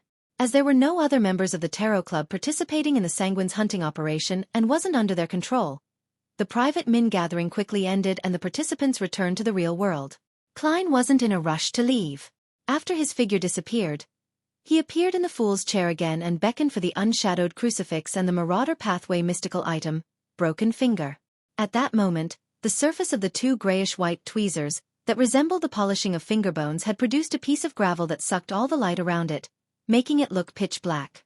It slowly swirled and gathered as though it was trying to form a new shape. As for Broken Finger, the grayish-white color had turned transparent as it reflected some light, producing tiny holes. The unshadowed crucifix can actually slowly purge the Beyonder characteristics from mystical items and sealed artifacts and let them combine together. Of course, the premise is that there's a power similar to the mysterious space above the gray fog to suppress it, allowing it to willingly make contact with items with Beyonder characteristics. Klein nodded in satisfaction. At this moment, the grayish-white Broken Finger suddenly began to belt out in a fervent voice. "Oh, my son! Praise you! Praise the sun!" As the tweezer-like object sang, a cracking sound emitted from it as though it would shatter into pieces at any moment. But this did not affect its praise of the sun. Klein gaped at the scene, momentarily at a loss for what expression to show. After a few seconds, he sighed. He separated the unshadowed crucifix and Broken Finger and threw them to the corner of the junk pile in different spots. He then suppressed the former using the powers of the gray fog. Then, he prepared to leave and return to the real world. At this moment, the point of light, which represented the Fool's only believer, emitted ripples of light as the sounds of stacked prayers were heard. Klein reined in his thoughts and extended his spirituality over. Immediately, the scene of Danitz praying in his room surfaced before his eyes as a corresponding voice echoed in his ears. "Honorable Mr. Fool, your faithful servant wishes you to pass the following words to Gairman Sparrow. According to my captain, there are many items at sea that's rumored to belong to Vice Admiral Ailment, but without any exception, they're all fake. And ever since she was injured after that assault, this pirate admiral has placed great care in the secrecy of her course and seldom plunders. The last time her ship appeared was 2 months ago at Theros Island west of the Berserk Sea. Later, it cruised into the massive ocean, her whereabouts unknown. The foreign object in Anderson's stomach is now controlled to some degree, and is separated from his body to a certain extent. It won't be able to penetrate his flesh for a very long period of time. There are 2 ways to completely resolve this latent problem. One is to seek the help of the Sun Pathway Sequence 4 Unshadowed. However, this has quite a high possibility of cleansing most of his Beyonder characteristics. The second is to find the Hunter Pathway Sequence 4 Iron-Blooded Night Potion formula. Through the help of the ritual and ingredients, he can directly absorb the foreign object. Anderson is inclined toward the latter choice. He's happy to take the risk. It's obvious that Danitz is forwarding me Vice Admiral Iceberg's answer by imitating her style. This isn't his usual style of speech. However, some of his terms aren't precise enough. Could it be that Danitz had secretly modified it to use terms he understands better? Is he worried that Gehrman's Sparrow wouldn't be able to understand? Klein pricked up his brows and cast his attention back onto the content itself. Vice Admiral Ailment adhered to the advice from the Demonist sect and has hidden in this relatively critical period? If that's the case, it's basically impossible to capture her in a short span of time. In 1 or 2 months' time, perhaps the matter will completely blow up and I wouldn't have a need to seek her out. I'll first send Danitz to look for her and keep some hope. My focus will be on finding Demonist Trissy. I have a way to contact her and can consider using the excuse of working together to deal with Saintess of White Katarina to make her meet with Gehrman's Sparrow. I'll see if I can control her and use her to fish out Katarina. The elimination of Anderson's latent problem has 2 solutions, both of which I can help with. Since he's inclined toward taking risks by advancing to absorb the foreign object, I don't have to worry about using Danitz to promote the option of leasing the unshadowed crucifix to him. That's good. At least I don't have to worry about the crucifix given by Adam creating some nasty chemical reaction with the foreign object Adam left in him. As for the potion formula for Iron-Blooded Knight, with how Anderson had played an important role in luring in Sangwil, it's not like I can't give it to him. The foreign object in his stomach is Adam's payment. I can't directly bestow it to him since he isn't a believer of the Fool. Gehrman's Sparrow has no reason to give him something at such a high level. Amidst his thoughts, Klein quickly made a decision. He conjured the world Gehrman's Sparrow and made him take on a prayer stance. In the fog sea, on the Golden Dream. Bang! The wooden door was pushed open and slammed heavily into the wall. Amidst this loud commotion, Anderson, who had been flipping the pages of a book, looked at Danitz, who was standing by the door, with his usual expression. There's a very good mission for you. With a cloak draped over his shoulders, Danitz raised his chin and chuckled. Anderson sized up the pirate opposite him and sked. You seem to be very smug. What's the mission? Danitz glanced at Anderson and said, accompany me to Theros Island and help me seek out Vice Admiral Ailment's whereabouts. In addition, help me gather the Beyonder ingredients needed for Conspirer. You'll have to pay for it. Anderson nodded in thought. Then what is the reward? The corners of Danitz's mouth widened as he said in a condescending manner, the Iron-Blooded Knight supplementary ingredient list and the advancement ritual. Anderson didn't respond. He didn't say a word as he focused his gaze on Danitz for nearly 10 seconds. Then, as though he was burning with impatience, he threw away the book in his hand and stood up. He said with a bright smile, when do we set off? Backlund, East Borough, in a rental apartment that had its curtains drawn. Trissy, who was dressed in a black dress, packed her luggage, preparing to head to her next hideout. Her slightly round face was a little slimmer than before. Apart from her sweet smile, she had an indescribable, elegant, and beautiful look. Even though she was in the dirty and chaotic East Borough, she seemed to be untainted by any dirt. Trissy didn't immediately pick up her black suitcase. After looking around, she walked to the desk and unfolded a piece of paper. She picked up a pen and wrote, Mr. Gehrman's Sparrow, I've obtained the information I need from that captain of the Royal Guards. He is truly loyal to King George III. You should understand what this means. Next, my goal is to figure out what this king wants. For that, I plan to oppose the Demonist sect Saintess of White Katarina. She definitely knows the corresponding secrets. She's a Sequence 3, a Demoness of Unaging. She's very difficult to kill, and it's very difficult to capture her. I have to admit that just my strength alone isn't enough to deal with her. If you're interested and confident, we can try cooperating. You know how to contact me. Trissy. Putting down the pen, Trissy folded the letter and began setting up the ritual to summon Gehrman's Sparrow's messenger. She had only written to the crazy adventurer now because she was worried that he would lock onto her hiding spot with the help of his messenger, and then teleport over, bringing help to launch an assault. Therefore, she waited until she was about to move before making the attempt. Although Trissy wasn't sure what Gehrman Sparrow's motives were and couldn't determine if he would launch a surprise attack on her, out of habit, she chose the most reliable method for her, just to be safe. After handing the letter to the messenger, I'll leave and wait for Gehrman Sparrow to contact me.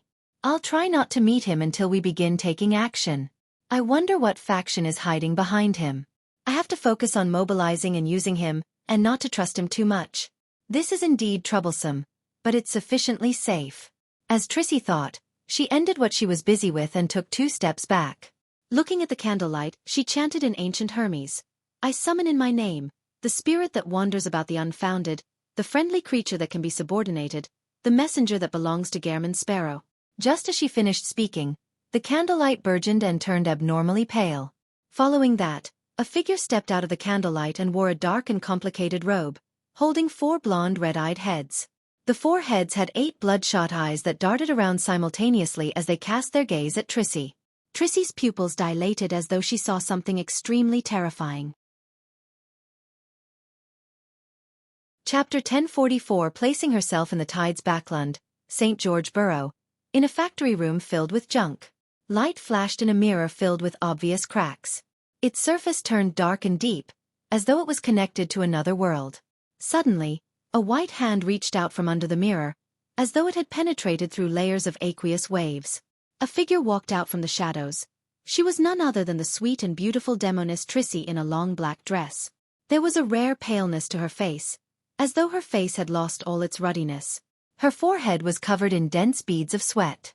With a smacking sound, the suitcase in Trissy's hand fell to the ground. She could hardly suppress the horror in her eyes. She then muttered to herself blankly, his messenger is actually an angel. At that moment, Trissy felt a chill run down her spine, as though a cold wind had blown at her. She had never expected how dangerous it would be to summon a messenger previously. Thankfully, the woman holding the 4 heads in her hands watched her silently for a while before she left without doing anything. 160 Buckland Street. Inside Dwayne Dantes' mansion. Who's it from? Klein asked with anticipation as he received the letter from Miss Messenger. The 4 heads in Rionette Tinker's hands spoke one after another. Vessel of dirtiness, darkness, this nickname. Klein was taken aback when he heard that. For a moment, he didn't immediately figure out who Miss Messenger was referring to. In his mind, the people who knew how to summon his messenger quickly flashed past, one by one, as he filtered through them. In a few seconds, he had the corresponding guess. Trissy. From what Klein knew, this demoness, who had been renamed to Trissy Cheek, might very well be one of the mediums for the primordial demoness awakening or descent upon the world. In such a situation, calling her a vessel wasn't wrong. And people who knew enough about the mysterious world knew that the primordial demoness was an evil goddess, one that was known as the ultimate bringer of the apocalypse that would end everything. She had the creation of the apocalypse and the destruction of everything as her mission. She also wielded authorities such as desires related to feelings and emotions. It wasn't very apt to describe her with dirtiness and darkness, but it was understandable. Similarly, dirtiness and darkness could also describe Trissy, who had been corrupted by the evil goddess to a certain extent. As expected of an angel.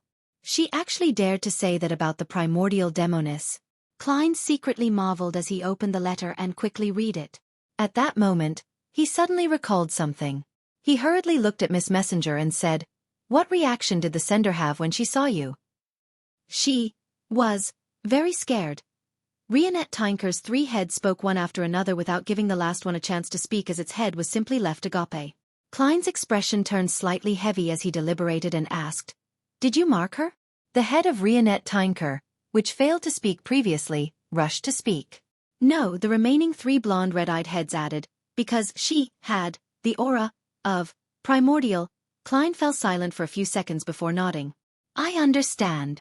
After watching Miss Messenger step into the void and leave, he unfurled the piece of paper and quickly read Trissy's letter. She actually sought me out to deal with Saintess of White Katerina. Isn't this exactly what I wanted to do?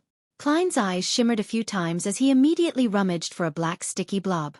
Right on the heels of that, he transformed into Gairman Sparrow and smeared the blob uniformly onto a tiny mirror in the room. After patiently waiting for nearly 10 minutes, the black sticky blob vanished into thin air, leaving nothing behind. Klein had failed to contact demoness Trissy.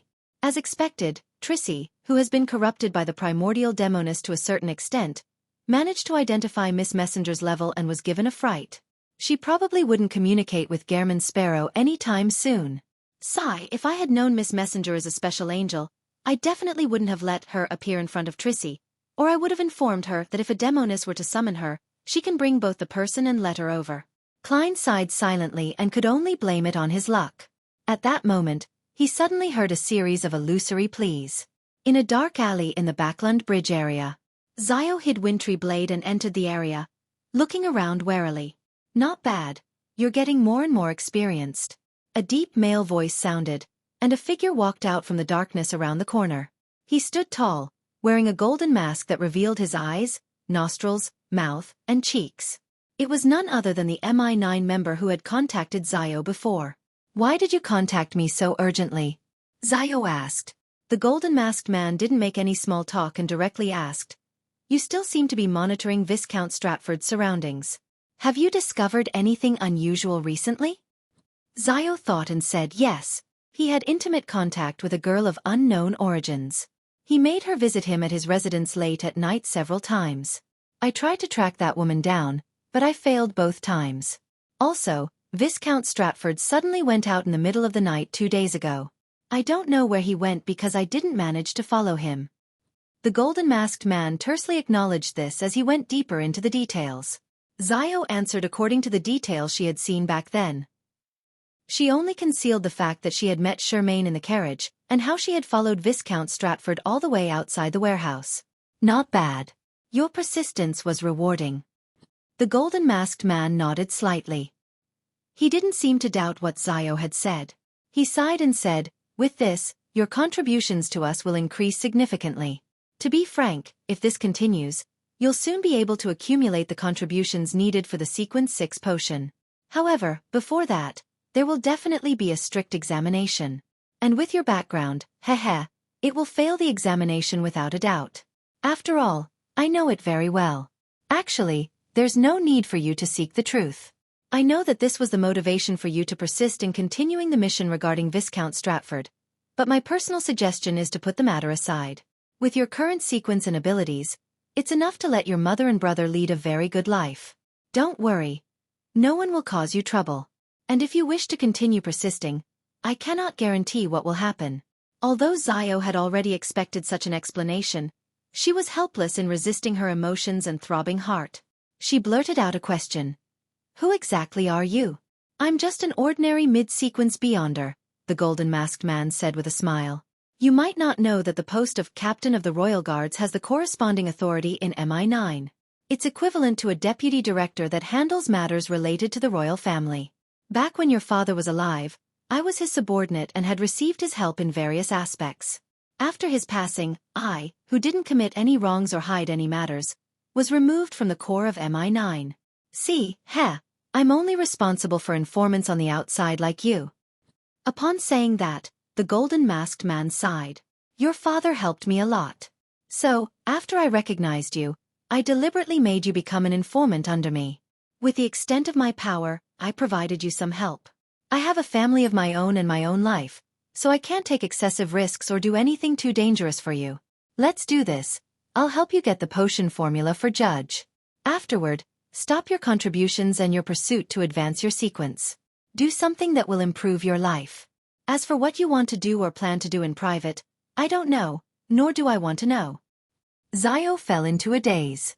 Her lips trembled as she said, "What kind of person was my father?" The golden-masked man sighed as he replied, "He was a really brave, noble, and just aristocrat, but he wasn't that perfect. He was impulsive, eager, prone to anger." Zio silently listened and had planned on asking further, but all she said was a phrase, "Thank you. Go back. After obtaining the Judge formula, I'll leave you a message to meet me," the golden-masked man said with a wave. After Zio completely disappeared from the alley's entrance, the golden-masked man was just about to turn around when a slightly ethereal voice sounded in his ears.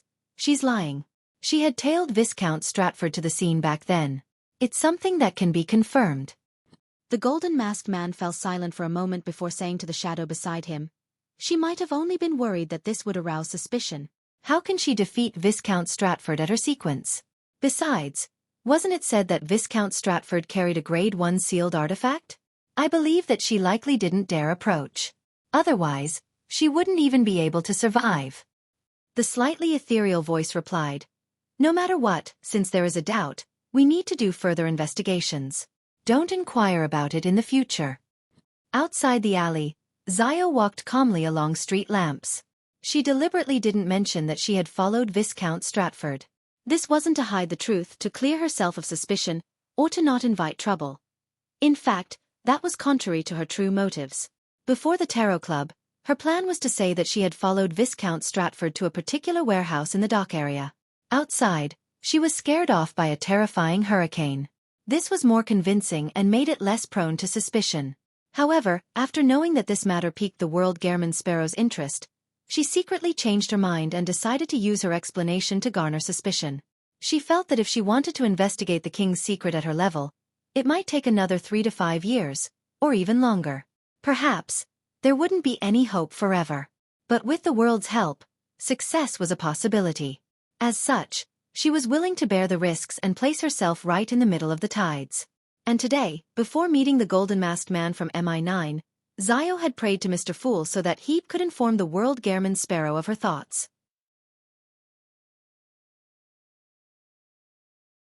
Chapter 1045 Dreamwalker above the endless grey fog, in the magnificent and ancient palace. With one hand holding the unshadowed crucifix, and the other holding the sea god's scepter, he was observing the real world through the crimson star that represented judgment. In his spiritual vision, apart from the short Miss Zio and the golden-masked MI9 officer, there was another person hidden in the dark alley. This was a man in his 30s. He didn't have any special features, and he looked like the typical Loanese man from the mid-north area. Not only did he blend into the shadows, but he also had the characteristic of automatically making people dismiss his existence. If he weren't above the grey fog and had true vision, Klein suspected that even he wouldn't be able to discover the person if he were there in person. He would only be able to outline the person with his spiritual intuition when the person took any abnormal actions. Hiding in the shadows with psychological invisibility? Half of it depends on an item, while the other half depends on his sequence. In conclusion, this isn't a demigod. That's right. In the eyes of the king's faction, Ms. Zio is only a sequence 7 and doesn't have any notable mystical items. If the matter concerning Viscount Stratford was really related to her, there must be a mastermind behind her, or even a faction. In this situation where there are undercurrents surging about, letting a demigod who might know too much perform the investigation might throw them into a trap. And if a demigod who knows little of the situation were to do it, there might be a chance that the information to be leaked to the 3 churches and result in an impetus for them to be investigated. In this case, a sequence 5 or sequence 6 beyonder with trustworthy strength while also not knowing too many secrets due to his limitations in rank is an excellent choice. Klein silently said to himself, giving up the thought of teleporting over as Gairman Sparrow to capture him. He couldn't get any useful information for now. He decided to wait patiently, waiting for the situation to change. Of course, it wasn't possible for him to continue monitoring from above the grey fog. If that happened, his physical body in the real world would be defenseless for prolonged periods of time. An accident would be disastrous. Hence, he created a batch of charms and handed it to Judgment, the magician, and the other Tarot Club members. They were to immediately activate the charms if the situation deteriorated. That way they could receive the help of the world. This would be simpler than directly reciting the honorific name of the fool to get him to forward the information. This was inspired from the Evemite coat of arms that the ascetic leader of the Church of Evernight, Ariana, had provided him. It was equivalent to a solidified ritual that pointed to him. From a mysticism angle, the principle wasn't complicated. The difficulty needed in carrying out the ritual was that the target could react upon receiving the news from a distance away. This was to mean that for a limited distance, a sequence 3 saint was fine, but for unlimited distances, it needed to be at the angel level. As a newly advanced demigod, Gairman Sparrow was able to allow the charm to be useful because, when he made it, he used the corresponding honorific name and symbol of sea god Calvetua, and with the help of the grey fog, he could respond throughout the world. It sounded a little complicated, but simply put, he had made use of his other identity's level. As for the materials used for the charms, they were mostly tin, extremely easy to obtain and cheap. In the Backland Bridge area, Zio had both hands in her brown jacket pockets as she strolled leisurely along the streets. Under the light of a street lamp that was quite a distance away, her expression was relatively calm, but she was unusually tense. The hands in her pocket either held the handle of the wintry blade through a hole while the other was holding onto a charm made of tin with some force. That was the summoning charm provided by the World Gairman Sparrow. As she walked, she made several detours without suffering from any ambush. The night remained quiet and tranquil. Initially, She was worried that the king's faction would be able to openly capture her through MI9 or other official organizations and bring her back for an investigation. In this case, summoning Mr. World would only lead him into an extremely awkward and dangerous situation. It was equivalent to being at odds with all the official factions in Backlund. But later, she realized that such a development wouldn't occur. This was because her existence would be exposed to the three churches. When that happens, the ones doing the investigation definitely wouldn't be the king's faction inside MI9. The investigation must be done in secret. The person that appears might not even be someone from the military. Well, they're still watching, afraid that I'm only bait? Mr. World said not to trouble him if we can resolve it ourselves. Zio looked around her without letting down her guard. She didn't continue loitering outside and returned to the periphery of East Borough and entered her rented condominium. Frankly speaking, she didn't want to involve Furs in this risky endeavor. However, the two of them were the ones who had been following Viscount Stratford. This meant that Furs had also been put on the investigation list. Although, as long as Furs hid in East Borough and seldom went out, it wasn't certain that MI9 could find her. Doing so would lead to the corresponding investigations to reach out further. Based on her past experience, family and friends, as well as people communicated by letters would definitely be investigated. This easily affected others. Furthermore, if the two of them hid separately and didn't stay together, the feeling of them being bait became too obvious. It made it difficult for them to hook up any targets. After getting Furs's approval, Zio finally chose to face the subsequent development with her friend. Opening the door and entering the house, Zio had just taken off her cap when she saw Furs put down the magazine. She stood up, curled her hair, smiled and asked, "You weren't followed, right?" This was a secret signal that the two of them had agreed upon ahead of time. On the surface, it showed their concern about being followed, but they were actually asking if they had been investigated. No. Zio shook her head seriously. Furs didn't continue this topic. Instead, she went on and on, grumbling about how she couldn't buy any good tea leaves or alcoholic beverages in the vicinity. It required her to walk very far to find them. This warm and peaceful atmosphere continued till late at night. The two of them entered the bedroom and slept in a bunk bed. After the candles were extinguished, Zio was about to say something when a holy light suddenly appeared in front of her. The light instantly condensed into a silhouette, and 12 pairs of wings formed from scarlet flames appeared on its back. The figure descended and the layers of wings closed, enveloping Zio. Mr. Fool's angelic blessing. Zio was instantly enlightened. This was also a matter that she had solemnly asked Mr. Fool when she made the prayer to contact the World Gehrman Sparrow, as she already knew that, apart from the Demonist sect, the psychology alchemists was also working with the King's faction.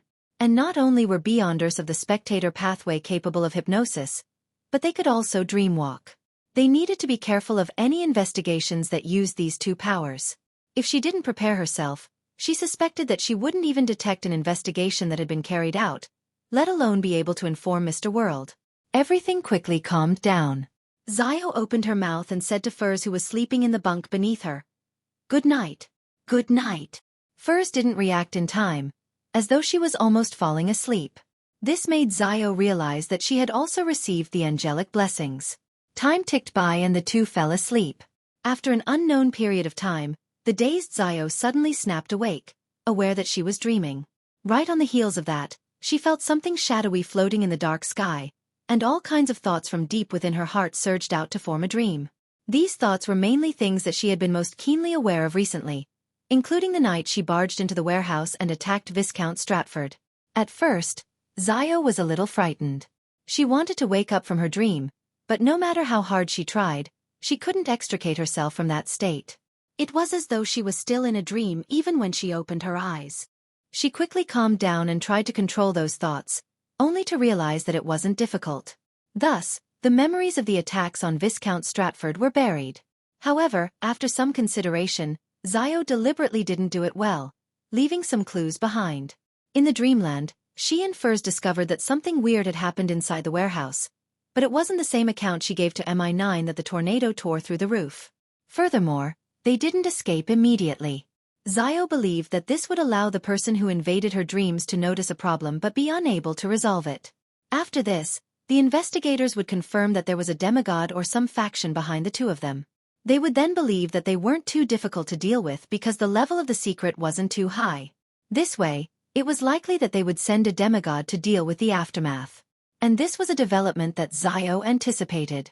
After all, every demigod had a high probability of knowing the king's secrets due to the positions they occupied. At this moment, Zio's dream began to turn scattered, as though she had escaped some sort of guidance. She knew that this was a sign of the intruder leaving. For the rest of the night, nothing abnormal happened to her and Furs. The sky lit up and the morning sun's rays started to emanate through the thin fog. After breakfast, Audrey brought along her big golden retriever, Xueqi, her personal servant, Annie, and her bodyguard. They boarded their carriage as usual and headed for the Lone Charity Bursary Foundation at 22 Phelps Street. The chiming of bells rang out from the outside occasionally, bringing with them some sort of special energy. It made Audrey turn to look at the street and take in the sights of people coming and going. This calmed her down and made her feel more energized. She only felt that the whole world was filled with vibrancy. Just then, from the corner of her eye, Audrey saw a figure in the carriage. The figure was wearing a black three-piece suit, a dark red bow tie, and held a top hat in his hand. His hair was completely white, but it was still thick. His light blue eyes seemed to contain infinite wisdom.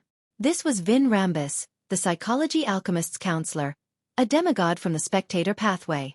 Suddenly, Audrey fell into a daze, as though she had lost all her vigilance and wariness. In the carriage, Susie, Annie, and the others wore vacant looks as though they had entered a state of blankness. Vin Rambis's gentle voice rang out. Two things. Firstly, don't you know Furs and Zio? Arrange to meet them and hypnotize them.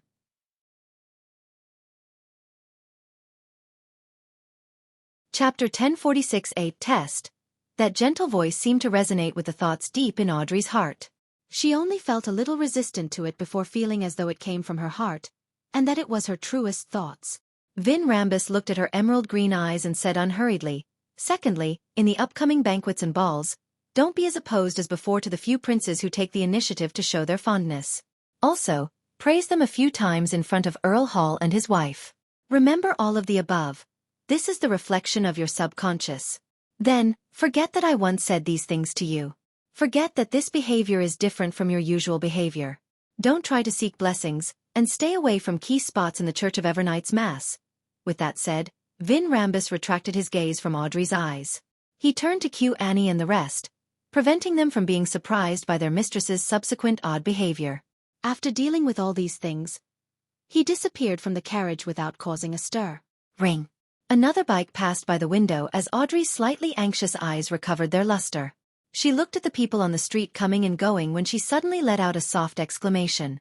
Then, embarrassed, she turned her head to say to Annie and the rest, I forgot something. I have to visit Glaint first. At this moment, the carriage hadn't left Empress Borough and wasn't too far from Viscount Glaint's residence. The servants like Annie didn't find it strange or become put in a difficult position. They quickly instructed the coachman to turn into another street.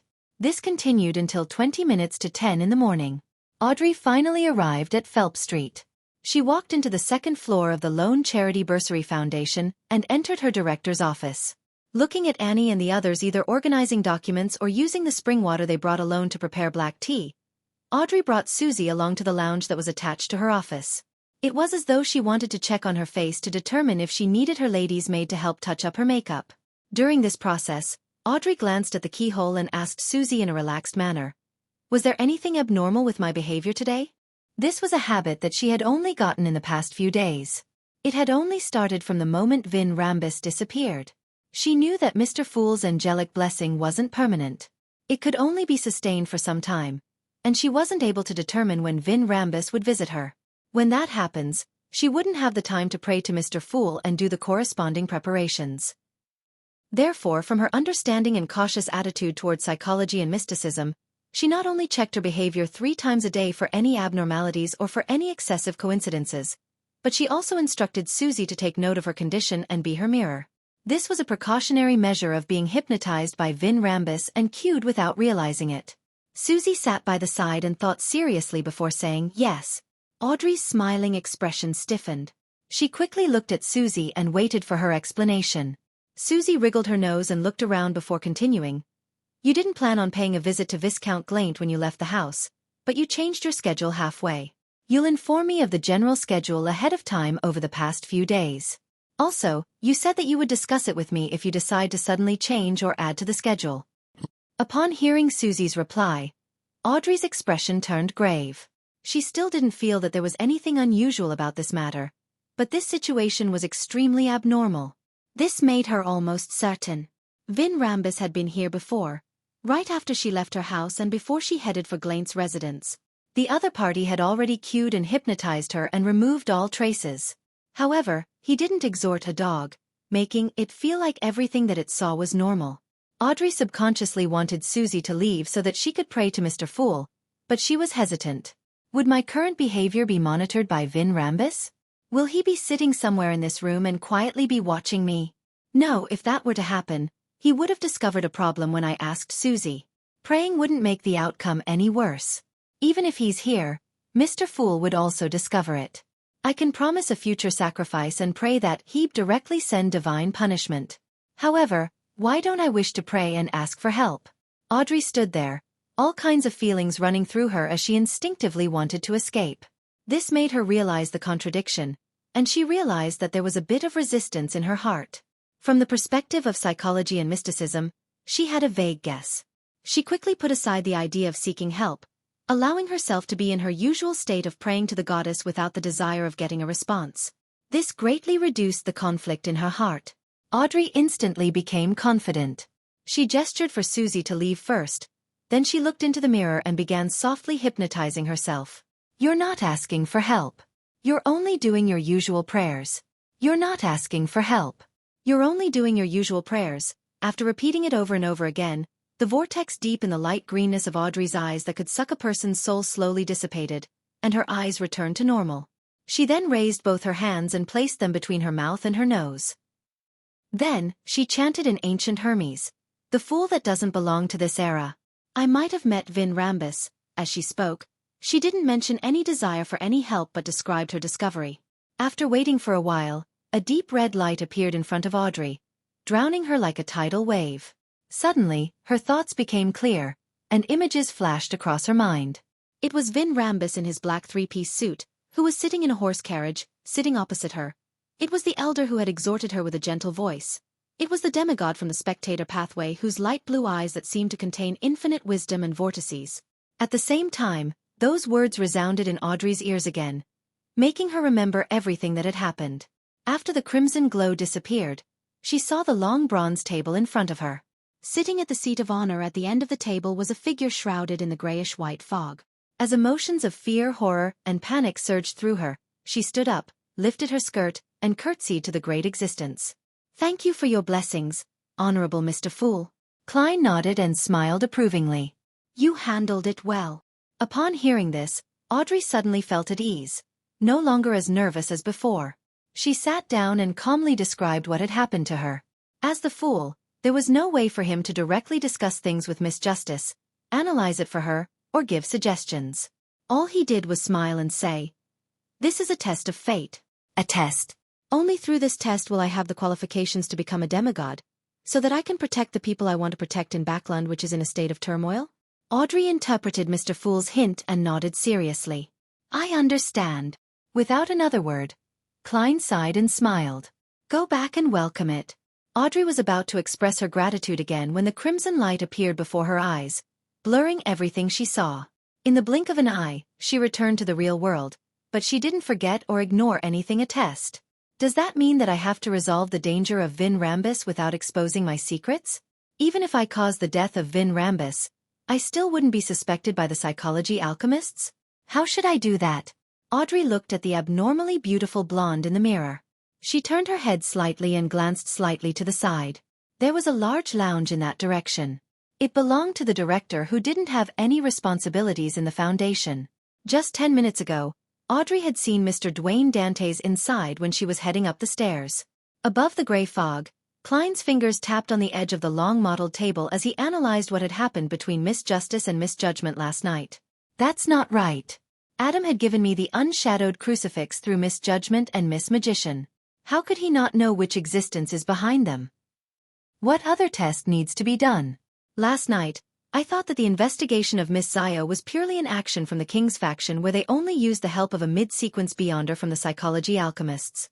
And for some reason, Adam didn't share any information of the Fool with the King's faction or the Demonist sect. After all, he still hopes that I can give him some feedback. But from the looks of it, this probe has Adam involved in it. Otherwise, Vin Rambus wouldn't be involved in this matter. Even for the Twilight Hermit Order, a saint is rather precious and important. They wouldn't give one up so easily as a sacrifice. What is Adam trying to test? He is testing to see if Miss Judgment's investigation of Viscount Stratford and her subsequent actions were purely by her own choice, or if it had the will of the Fool involved. If the Fool gets the unshadowed crucifix and realizes that the King's secret is related to Adam's scheme while still insisting that his subordinates investigate it, that will be making the Twilight Hermit Order an enemy. And Adam knows that Gehrman Sparrow is a blessed. But with Adam's abilities, there's no need to test out anything. Just sitting next to Miss Judgment and listening to her true thoughts will be enough to grasp the actual situation. There's no need to go through so much effort. Unless he has already left Backland, or rather, to avoid certain problems, he doesn't dare enter this big city again, and can only investigate it through his subordinates. My warning to Ms. Ariana and the Church of Evernight has taken effect, causing Adam to sense the danger of a divine descent? Probably. Even though he knows that Gehrman Sparrow has something to do with the Death Council, he probably wouldn't notice that something has happened to Artificial Death. Even the Numinous Episcopate's Artificial Death faction hasn't noticed a thing. Therefore, with the authority of concealment augmenting this, he has no idea that the goddess wouldn't be able to carry out a divine descent for a long period of time. Next up, I'll have to deal with Vin Rambus. I must make sure that Miss Justice is steered clear so as to not have any relations and isn't suspected. Just as this thought crossed his mind, he saw Miss Justice Audrey enter the director's lounge through her prayer light in search of Dwayne Dantes. He quickly reined in his thoughts and returned to the real world.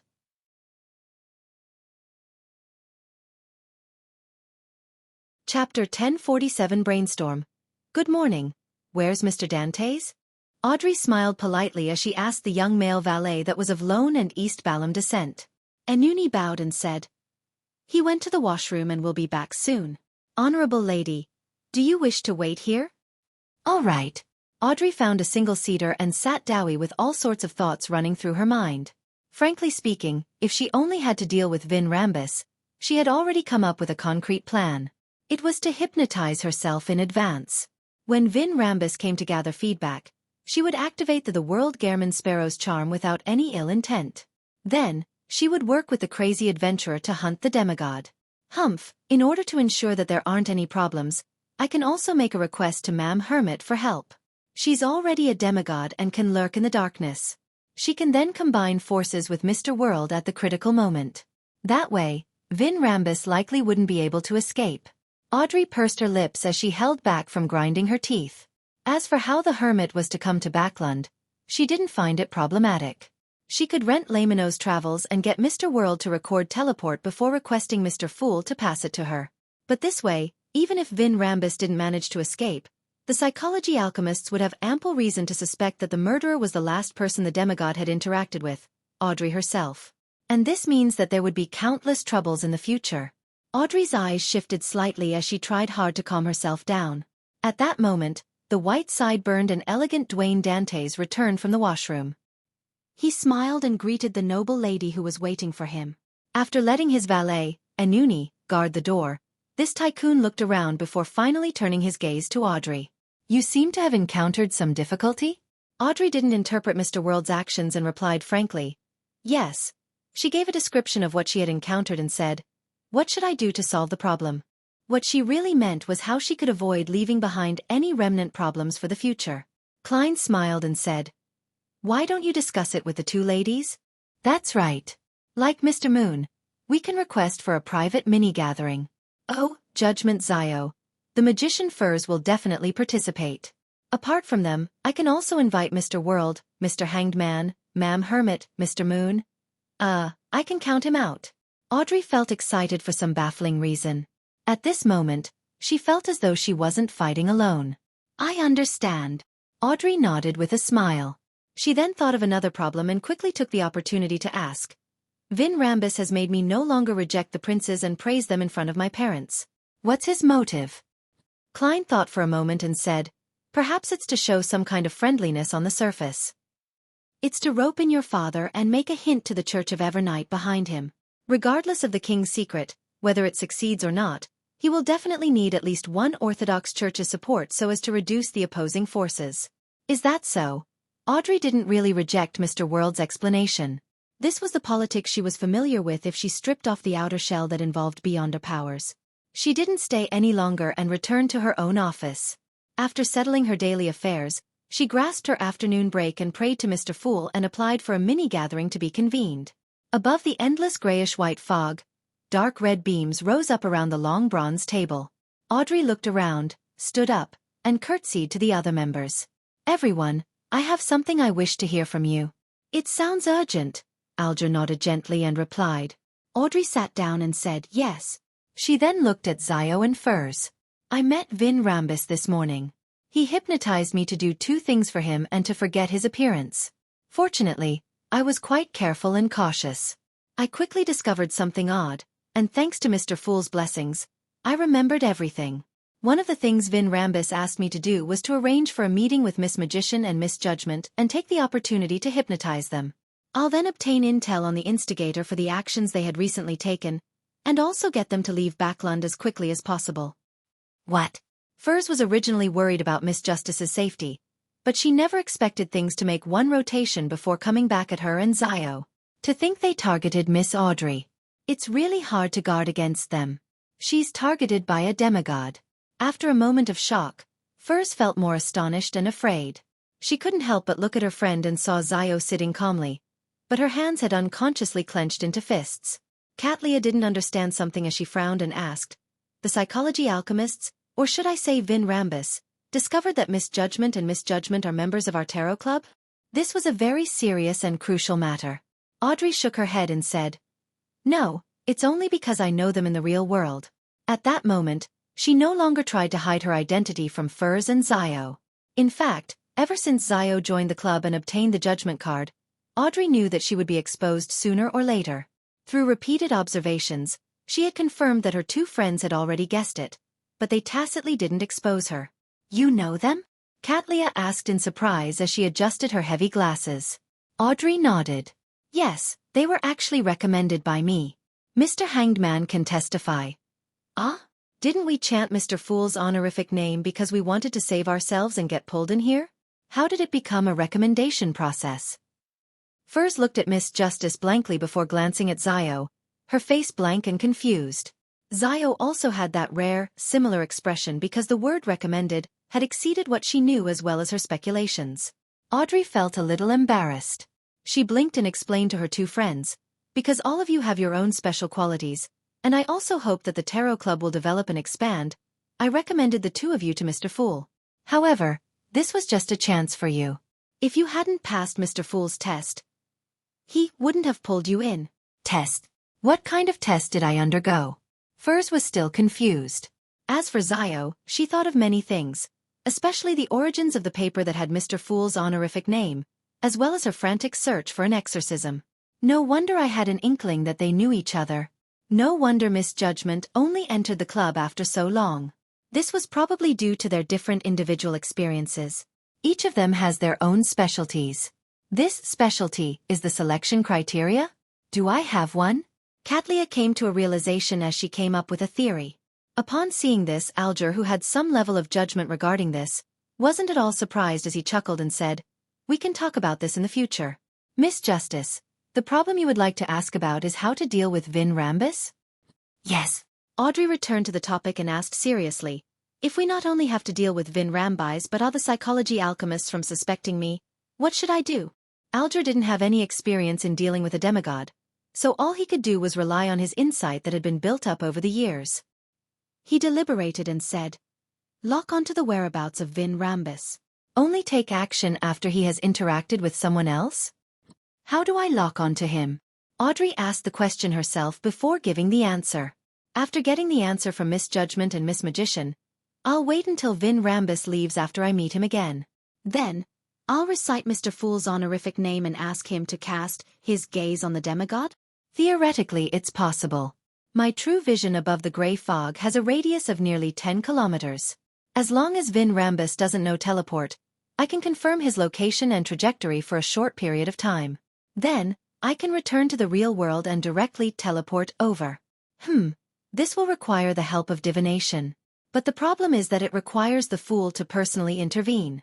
As the world Gehrman's sparrow, Klein said in a hoarse voice, let me remind you of something. Miss Judgment and Miss Magician had mentioned Adam in the real world. The psychology alchemists originated from the ruins of Hermes, who is a member of the Twilight Hermit Order. And Mr. Fool doesn't wish to be at odds with the Twilight Hermit Order because of this matter. Even if we were to do anything, we must try not to let the other party know. This string of words contained a lot of information that made Alger, Katlia, and the rest feel like they were seriously experiencing a literal brainstorm. Zio and Furs were even more shocked. So that organization is called the Twilight Hermit Order. Mr. Fool doesn't want to be its enemy over this matter. Is it because he had just finished collaborating with the Angel of Imagination Adam over the matter of Insanguil? I never expected the psychology alchemists to be related to the Twilight Hermit Order. Wait. Hermes? He's still alive? He's actually a member of the Twilight Hermit Order? The members of this organization are really unimaginably important figures. Alger first glanced at Gehrman's sparrow before failing to resist the urge to look at Katlia. He realized that the latter was equally shocked without hiding it. The Twilight Hermit Order. Is this the ancient secret organization that Emperor Roselle joined? Katlia mumbled to herself as if she was seeking confirmation. Gehrman's sparrow gave the answer. Yes. After you return to the real world, it's best if you don't think about matters like this again. You'll easily be detected. If you don't trust yourself, you can get Miss Justice to give you some psychological cues.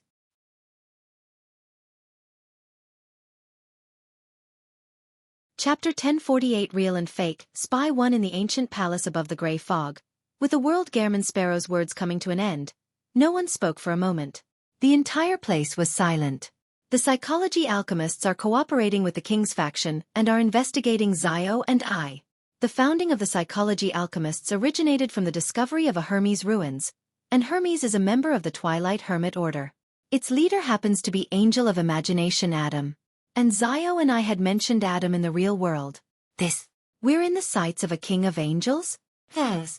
In the world of mysticism, just a slight mistake can result in such dangerous circumstances? Furz's mind was filled with Gehrman Sparrow's warnings as she was gripped by horror and panic. Although she had experienced many things in the past, she had never had such a clear realization of the thorny path Beyonders tread.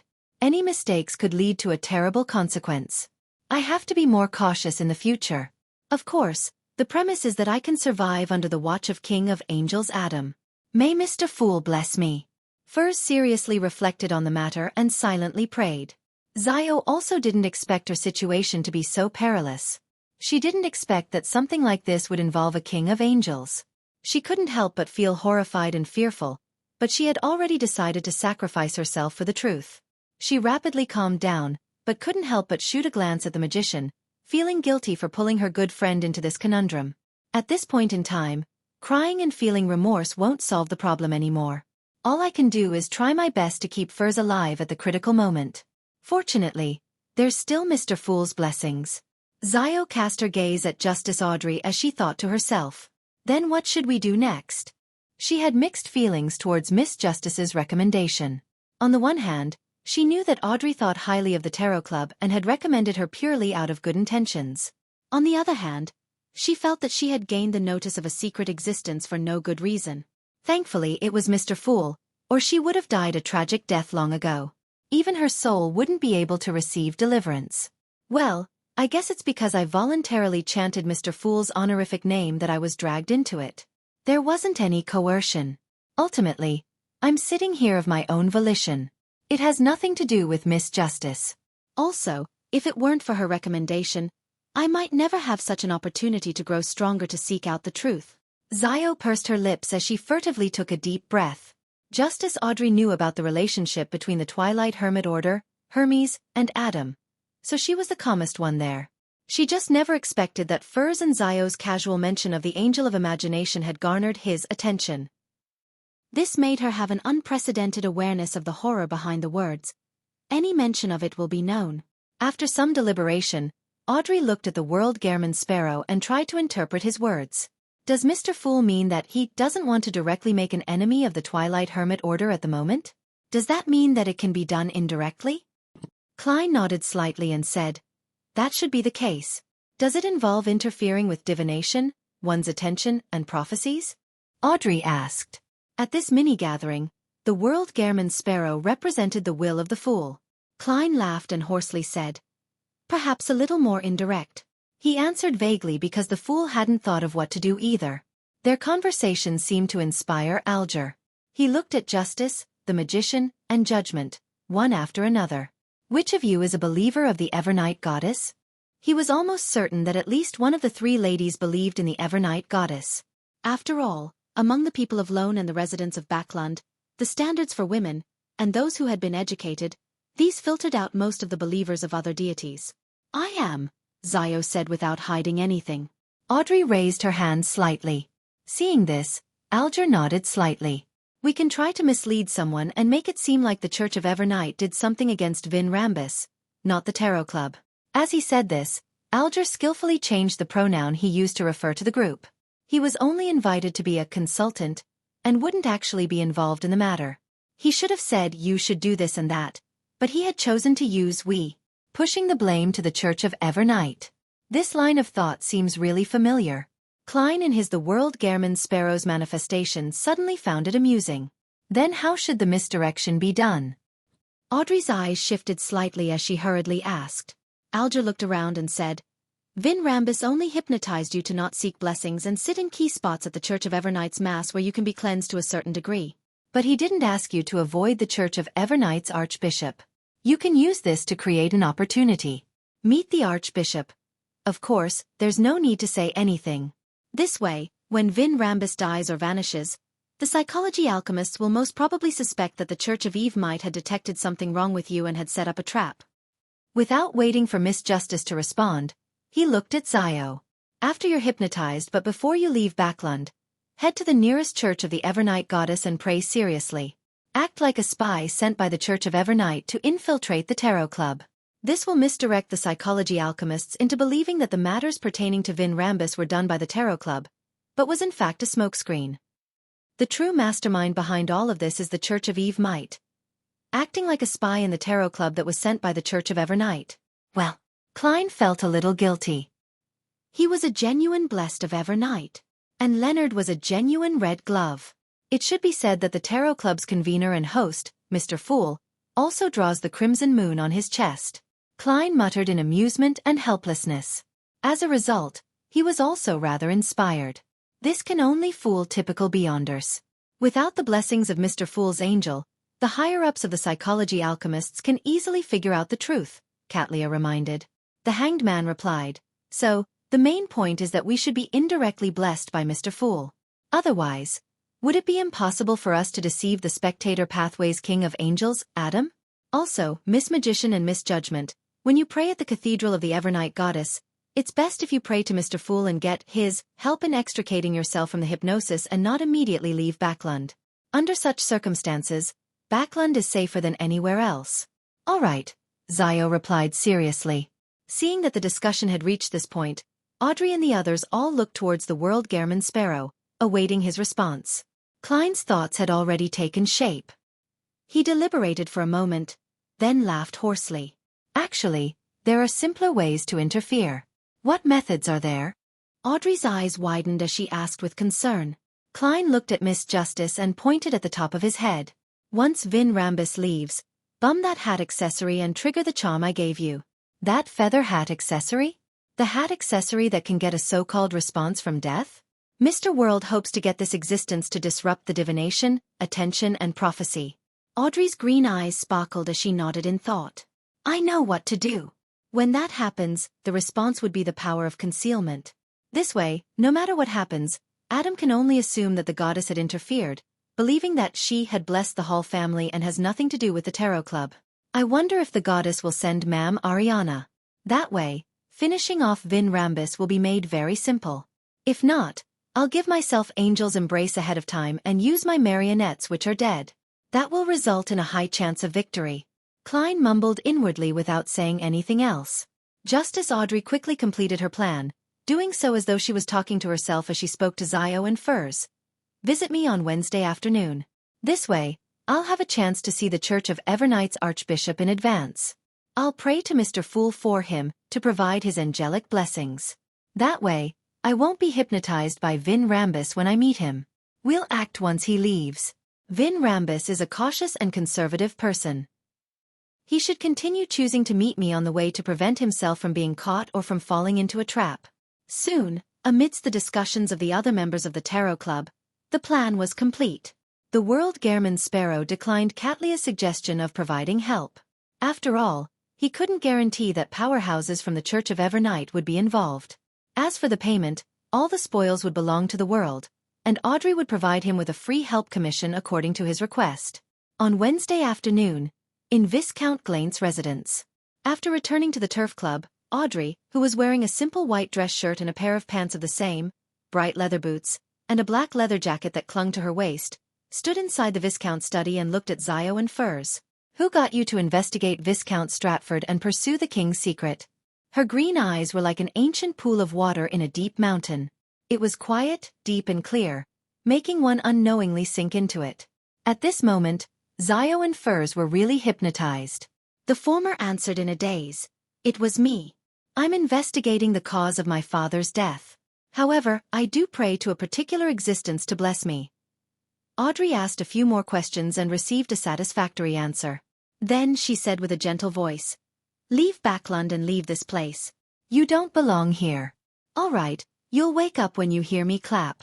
The moment she said that, Audrey clapped her hands and saw Zio and Furs's eyes regain their clarity. After exchanging a few more pleasantries, Zio and Furs bade her farewell and left. Audrey began to wait patiently. She planned to stay inside Viscount Glaint's residence for another half an hour. She was waiting for Zio to enter the nearest Evernight Goddess Cathedral and finish her prayers before heading elsewhere. This way, regardless of whether Vin Rambus appeared en route or elsewhere, she would be prepared. Picking up the lady's bonnet with a white feather accessory, Audrey walked out of the study, planning to meet up with Susie and Annie first before chatting with Glaint to kill time. She had just taken 2 steps when she heard a gentle and smiling voice. "Well done." Audrey's pupils dilated as she hurriedly turned her head, only to see a silver-haired man standing next to an elegant wall lamp rack. His eyes were light blue, and his clothes were neat. He was none other than Vin Rambus. This demigod was actually waiting in Viscount Glaint's residence for Audrey to complete the hypnosis and receive the answer. At this moment, Zio and Furs probably hadn't walked out the main door. This was completely outside Audrey's expectations and the Hanged Man's analysis. This meant that Vin Rambus was present, so there was no need to question the target through Audrey. Being in the vicinity and personally hypnotizing them was just as dangerous.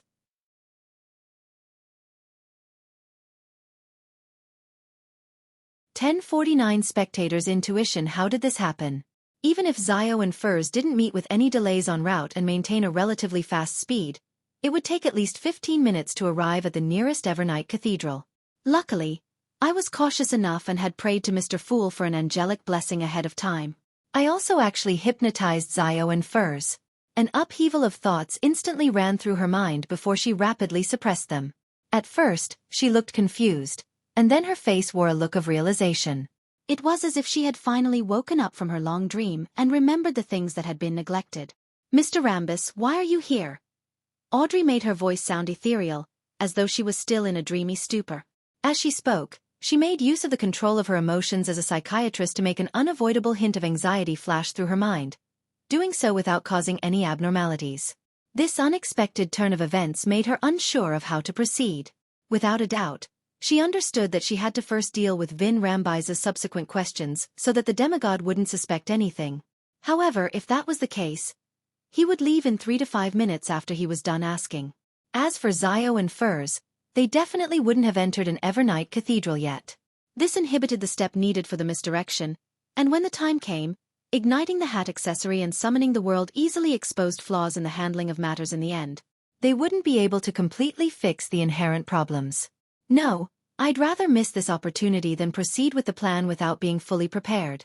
Patience, tolerance, and caution are key in the mysterious world. At the very least, Vin Rambus will be making use of me for a long period of time and not directly harm me. He wishes that I marry with some prince, and this process will take more than half a year.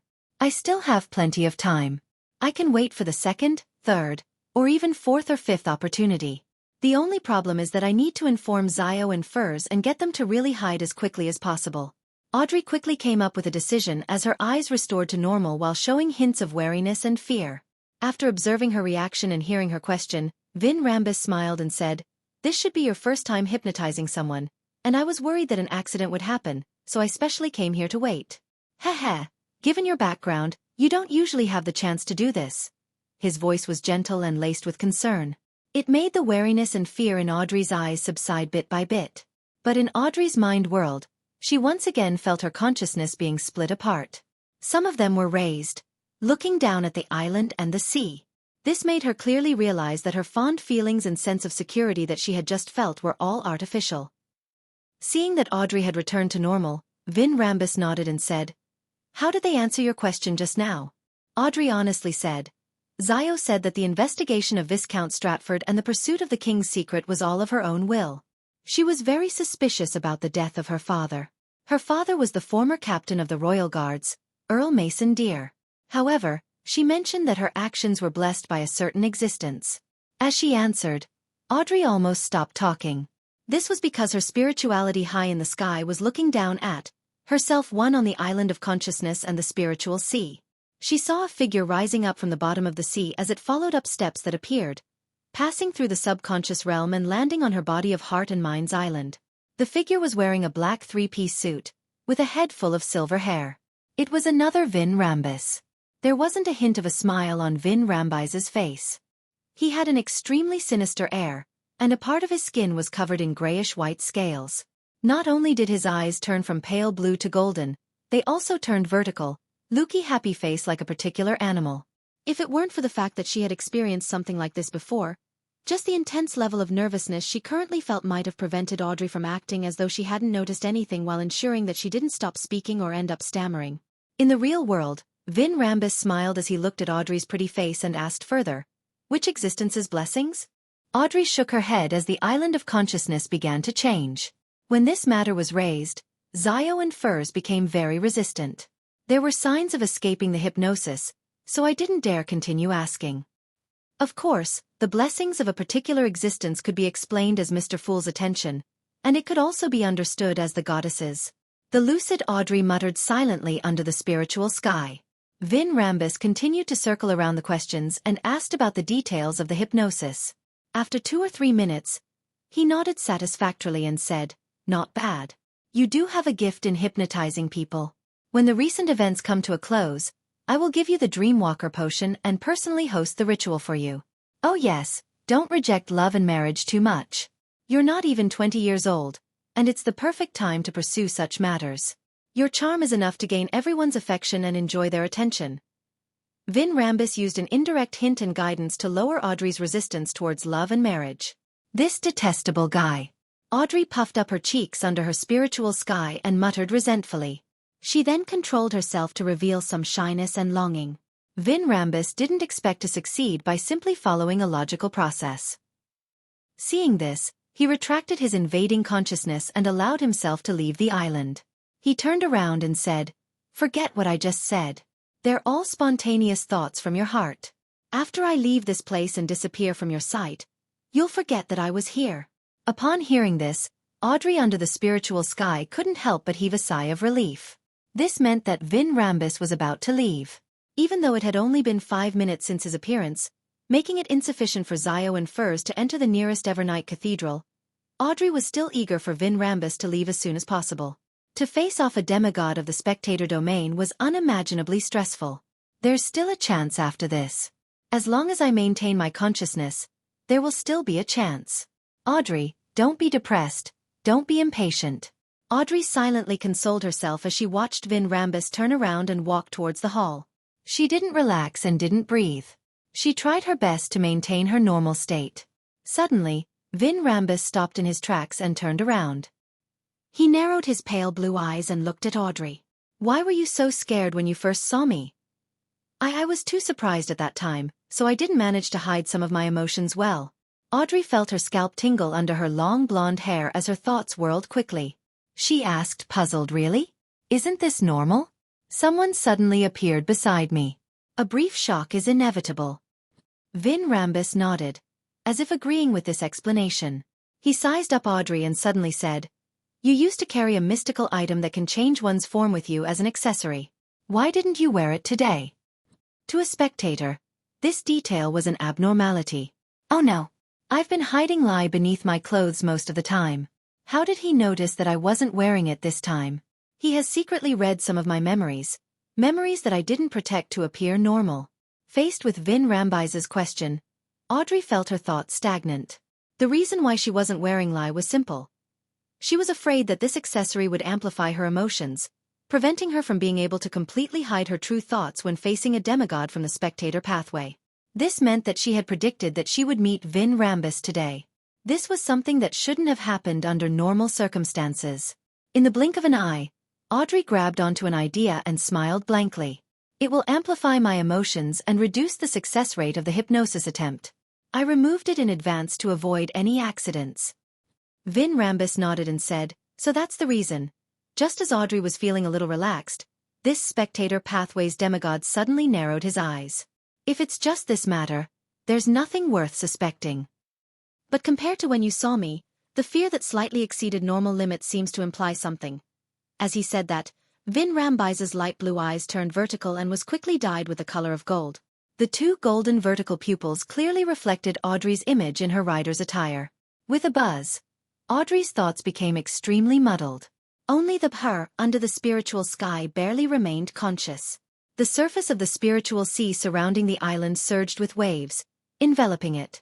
At the same time, the sinister-looking Vin Rambis returned to the island and stopped beneath the sea surface, allowing patches of grayish-white dragon scales to fly into the foundation of the island where most of a human's subconscious lay. Audrey suddenly felt her thoughts twist, prompting her to say everything, confessing all her secrets. Relying on the lucidity of herself under the spiritual sky, she barely controlled herself and didn't reveal anything.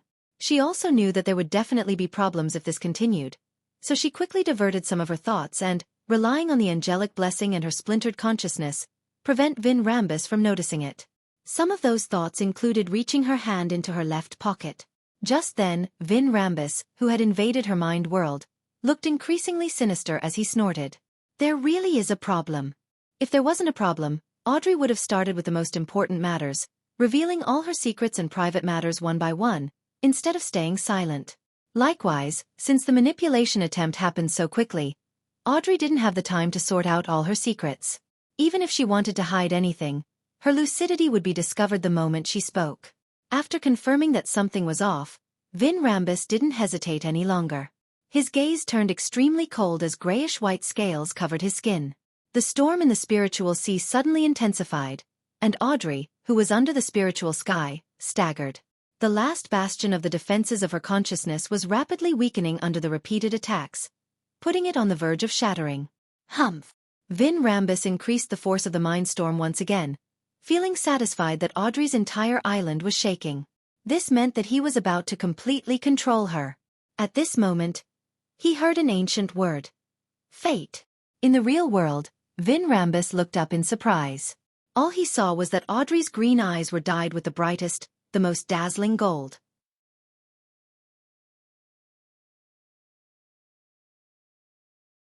Chapter 1050. Good at using hypnosis. As the ancient Hermes' words resounded, the areas where Audrey and Vin Rambis stood dimmed. It was as if someone had passed by, blocking the window that was closest to them, then quickly left.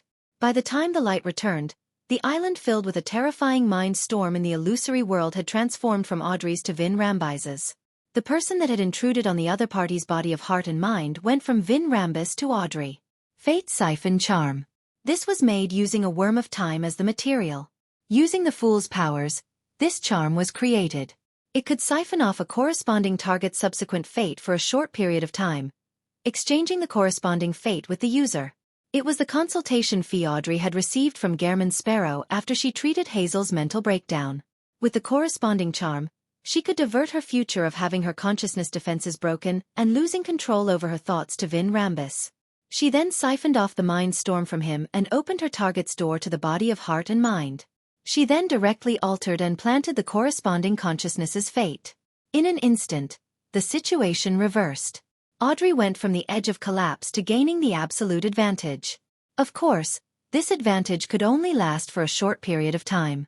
Frankly speaking, if it weren't for her imagining how she could save herself in a desperate situation, Audrey definitely wouldn't have thought of using the Fate Siphon charm. Or it could be said that by the time she thought of it, it would be too late.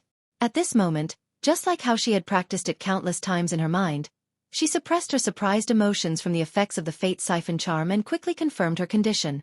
With her current advantage, she made the hypnosis and mind storm swirl together, instantly opening Vin Rambise's door to his body of heart and mind. Vin Rambis was instantly dumbfounded, as if he was an ordinary person whose attention had been diverted to Audrey's golden eyes and thus fall under her hypnosis. Yes, at this moment, as a demigod of the spectator pathway, he had been controlled by Audrey, who was only a sequence 6.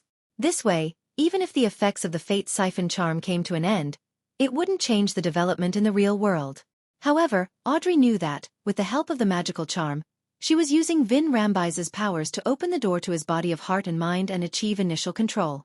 Whatever she wanted to do later would definitely be rejected by him. And with her sequence level, she had no means to resist or control such intense power. Furthermore, she could clearly sense that Vin Rambis was subconsciously resisting his current state. In the real world, a small amount of gray scales began to appear on his face. In no time, he would be able to forcefully extricate himself from the state of my initial control over his mind. A realization flashed across Audrey's mind. She then cast her gaze towards Vin Rambise's head, feeling a little regretful that she didn't carry a powerful revolver with her. Otherwise, she could take this opportunity to shoot at him several times in a row in an attempt to kill him. Soon, she recalled that she had dragon scales. She believed that Vin Rambis definitely had it, and that it was even stronger. It wasn't something an ordinary attack could tear through. Even most mystical items that were at the mid or low sequences couldn't do so. And if she couldn't kill him in one shot, Vin Rambis would definitely be able to use this opportunity to regain consciousness and escape her control. Without any hesitation, Audrey, who lacked the appropriate offensive abilities, quickly came to a decision. Hypnotize him.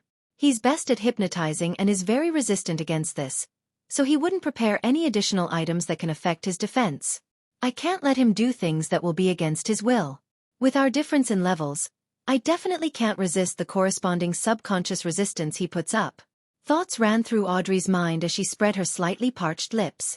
She tried hard not to show any signs of abnormality as she looked into Vin Rambise's eyes and said in a gentle voice, "Find a spot inside Glaine's mansion and wait.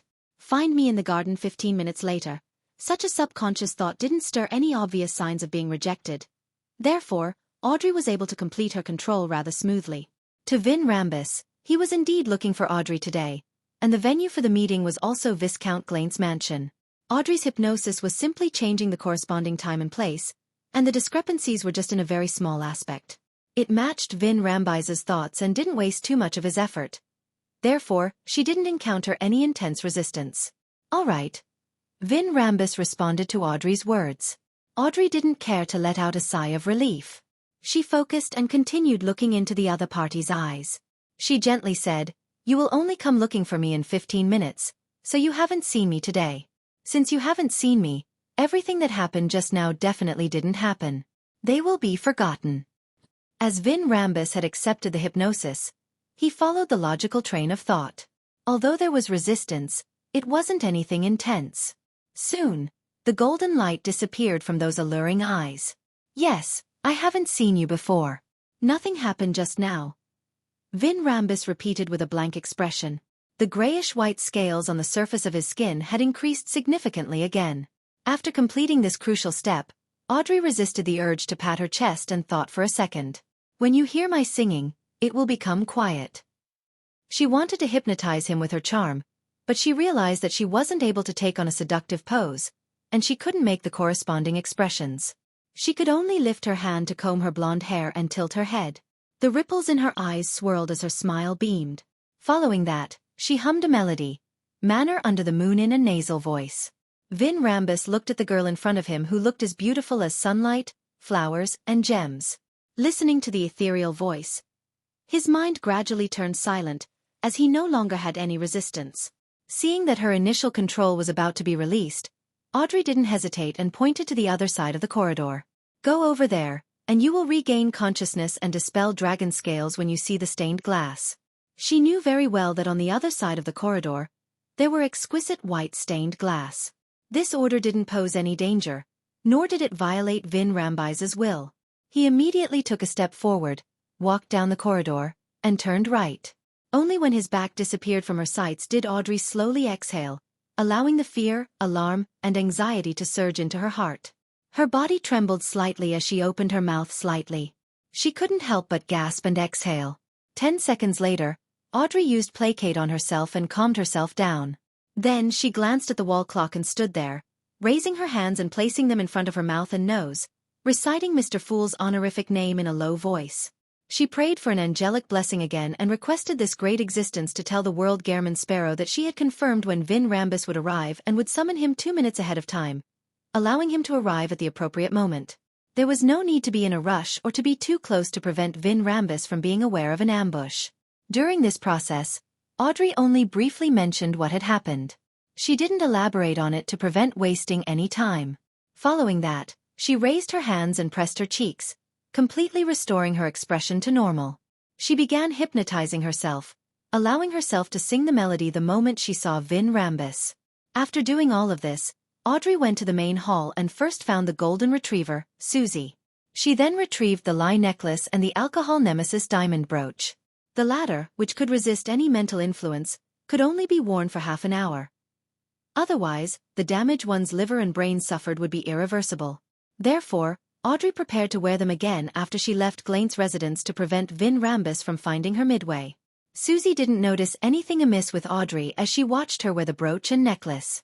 After a few minutes, Audrey folded a black fishnet glove into her equestrian pocket and used the excuse of going to the washroom, making a detour to Viscount Glaint's garden. Then, she looked at the large clock hung up on the attached tower, her mind tensing up as she memorized the time. To her, she was afraid that Vin Rambus wouldn't come, but she was also worried that he might come early or be late. Time passed by slowly and Audrey used placate twice to calm herself down. When there was still 2 minutes and 15 seconds left, she took off the feather accessory on her hat and flicked her wrist. The scarlet flame soared, igniting the white feather. This was Lie's flame-controlling ability. As the flames burned, they turned pale. In just 2 or 3 seconds, the feather, which was a product of artificial death, was reduced to ashes. Nothing happened around her. Looking at the clock, Audrey took out a charm made of tin and recited a word in ancient Hermes. Lightning. The charm lit up as though many tiny electric snakes were entangling with it. It was a charm that summoned Gairman Sparrow. When the lightning dissipated, the charm completely disintegrated and melted into the void. However, there was still silence without so much as a sound. Zio and Furs should have found a church of Evernight Cathedral and begun praying. Audrey calmed down and pretended to enjoy the flowers of the remaining autumn days. She didn't lift her head to look at the large clock, counting the time in her heart. 3, 2, 1. She slowly raised her head and looked around, but she didn't see Vin Rambus. He discovered something strange and distanced himself from this place? Audrey's heart tightened as she couldn't help but think back to what she had missed. At that moment, she heard a gentle voice. What are you looking for? Audrey's pupils dilated. From the corner of her eye, she realized that the silver-haired, blue-eyed Vin Rambus had appeared beside her at some point in time, a hint of suspicion hidden in his voice. Having already hypnotized herself, she didn't hesitate at all. She followed her subconscious and started humming the melodic manner under the moon. Amidst the ethereal voice, Vin Rambus calmed down and listened attentively. Suddenly, he realized that the distance between him and Audrey had become very far despite them remaining in their respective spots. The dark night enveloped the garden despite it being late in the afternoon. A huge crimson moon rose over the top of the building as a figure stood there, wearing a black trench coat and a half-top hat. His face looked hazy due to the backlighting.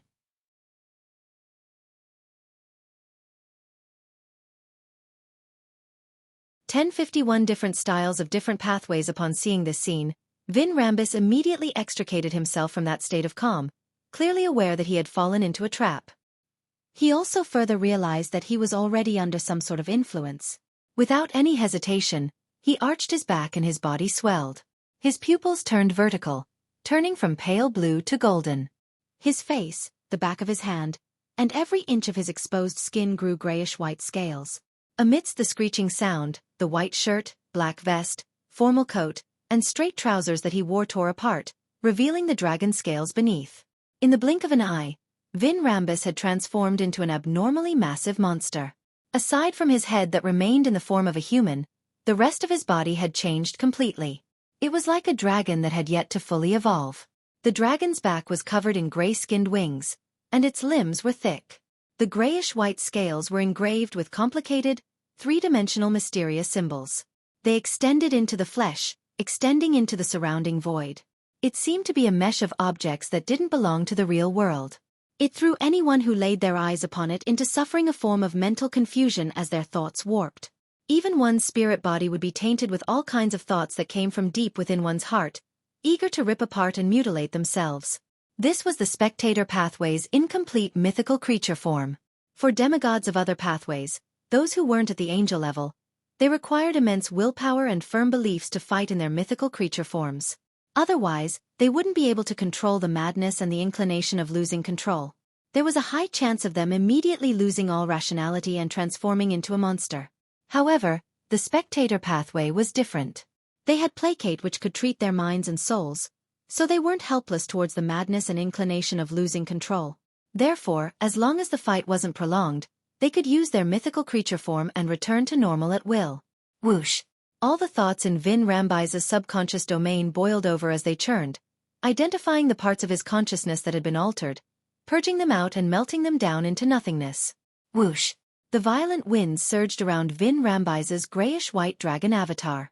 It seemed to come from reality, but also seemed to come from an illusory world. They carried a certain will as they whirled in every direction. Any creature that was embroiled would inevitably be placed into various abnormal states, stand rooted to the ground in a daze, or blindly escape towards the corners of the garden. There would be varying degrees of losing of control as their knees would buckle before they slumped to the ground. Some would even faint immediately and fall into a coma. Others would reveal their most fervent expressions, crowding around the dragon-like attendants.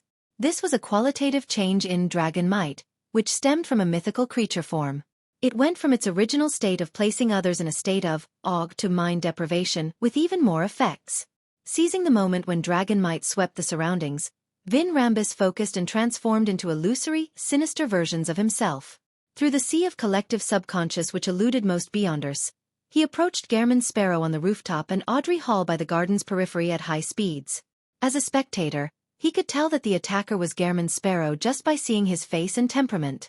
At this moment, Audrey was mumbling to herself and compelling herself based on the discussions and warnings from the two demigods, the world and the hermit, above the grey fog. I can't see anything. I can't hear anything.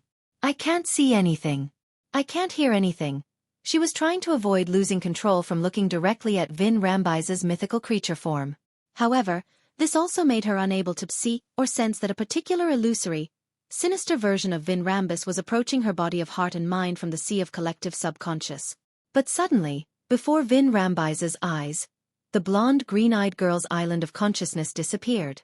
Audrey felt a warmth from her body, as if she had returned from a cold, dark cave to the surface where the sun shined.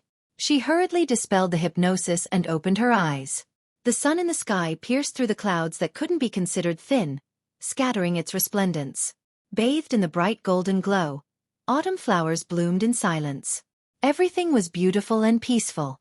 Audrey looked around blankly, but she didn't see Vin Rambus, Gehrman Sparrow, or the huge crimson moon. This made her feel like everything that she had just experienced was just a dream. What mighty powers! A battle between the two demigods might not even harm a single flower. Audrey silently muttered to herself before calmly leaving the garden, retreating to the corridor that connected the garden to the house. She was afraid that her presence would affect Gehrman Sparrow's fight. In the concealed world, one of Vin Rambus's manifestations had also landed on Gehrman Sparrow's island of consciousness under the crimson moon.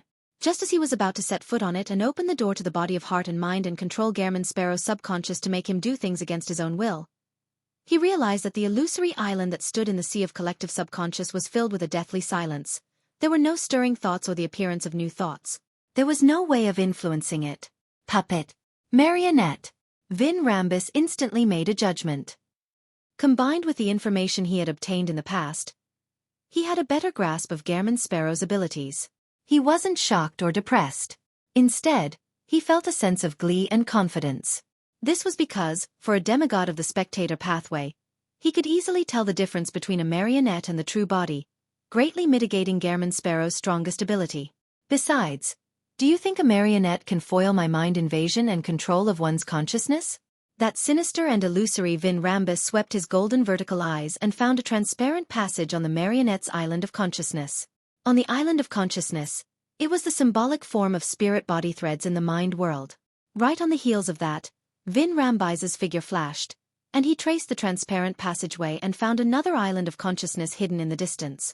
This was where the source of where the marionettes were controlled, which meant that it belonged to the actual body. Found you!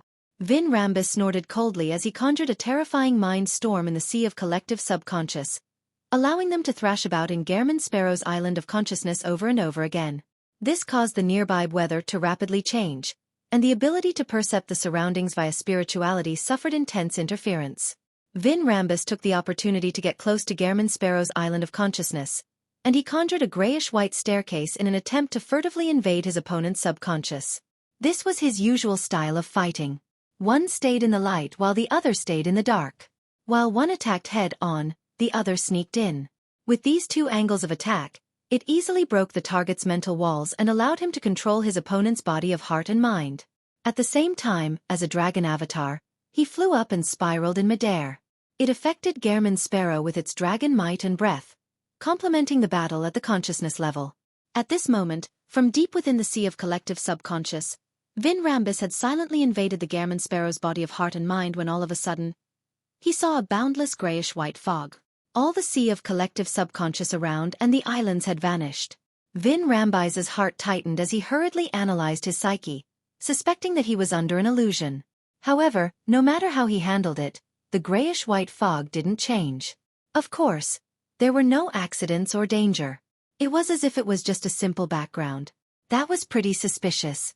Just as Vin Rambus was preparing to stir a mind storm here, the grayish-white fog finally dissipated, revealing the island of consciousness from before that belonged to Gehrman Sparrow. Vin Rambus didn't have time to hesitate. He quickly entered the corresponding subconscious and attempted to change his target's thoughts. However, those thoughts were dyed with a bright light, a holy and majestic aura. It was unshakable and uninfluenced. Vin Rambus instinctively looked up and looked towards the sea of consciousness from the stone stairs that he conjured. Other than the island itself, there was also a figure with 12 pairs of fiery wings, emitting golden light. It looked like the projection of an angel's powers. Since he was planning on dealing with a demigod from the spectator pathway today, Klein had no doubt used Angel's Embrace on himself. With the Red Priest's level of importance, he directed the powers of the mysterious space above the gray fog, allowing him to temporarily be unaffected when facing an incomplete mythical creature form. And the reason why he didn't show it directly was that he was experimenting with Vin Rambus. As Vin Rambus attempted to invade his island of consciousness, his marionette, Kona's Kilgore, distorted the target his enemy locked onto, changing it from Klein's body of heart and mind to Klein's projection of the gray fog. As a result, if Vin Rambus found the island of consciousness in the grayish-white fog, it meant that there was a being of unknown origin sleeping in the mysterious space. This meant that Klein had to be wary ahead of time. On the contrary, he could feel a little relaxed. This was something he had long wanted to test but didn't dare attempt because it might be dangerous. Today, he finally had a chance to do so. After all, even if there were any consequences, Vin Rambus would be the one dying and not him. It might even allow him to easily finish off a demigod. Seeing that he was blessed by an angel and wasn't capable of breaking or infiltrating his opponent's body of heart and mind in a short period of time and exerting his consciousness on him, Vin Rambus retreated without any hesitation. He left the area and returned to his mind world through the sea of collective subconscious. Then, the massive dragon disappeared, disappearing into thin air, preventing Klein from even finding it via spirit body threads. Psychological invisibility. Vin Rambus planned on using a psychological blind spot to hide in the dark. Then, using area of effect beyonder powers like mind deprivation and mind storm to slowly weaken Gehrman Sparrow's angel-enhanced mental walls, he would attempt using his own sealed artifact to attack. As a demigod of the spectator pathway, although his dragon form was powerful at melee combat, it still lacked the necessary powerful offensive beyonder powers. It had to be made up for through certain sealed artifacts. At this moment, an illusory book appeared in front of the Gehrman Sparrow, who could be either the marionette or his actual self. Following that, there was an ethereal voice. I came, I saw, I record. Klein was using lightning storm which had been recorded by the creeping hunger. For something like psychological invisibility, it could be easily resolved with a full area of effect bombardment. It has to be said that, when dealing with a Beyonder with such a fighting style, the storm pathway was a pretty good choice.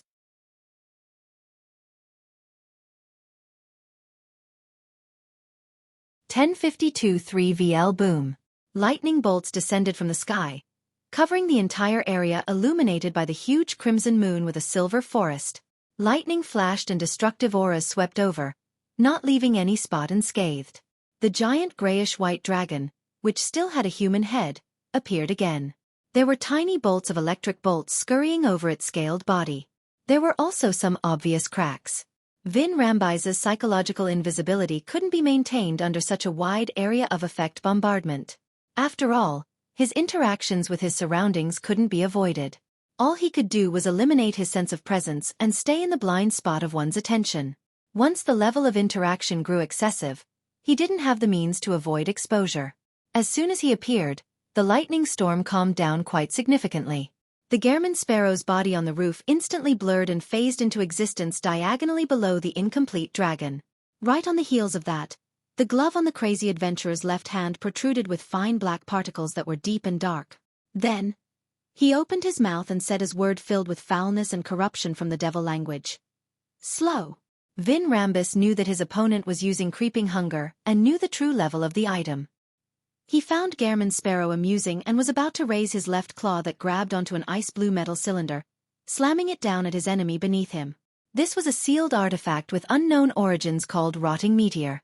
Vin Rambis had obtained it from a particular existence, and he was only aware that part of it came from the cosmos.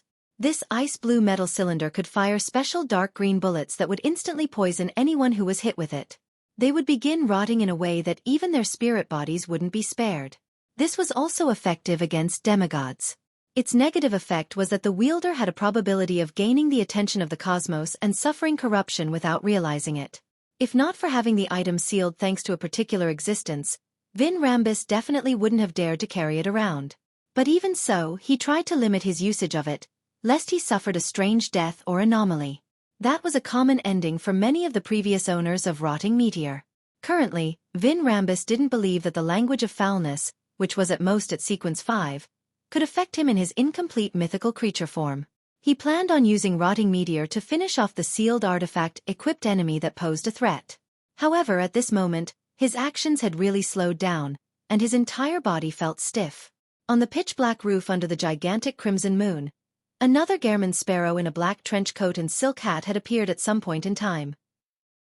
He held a 6-barreled revolver in his right hand and aimed his left hand at the Gehrman sparrow beneath him before balling his fist and turning his wrist.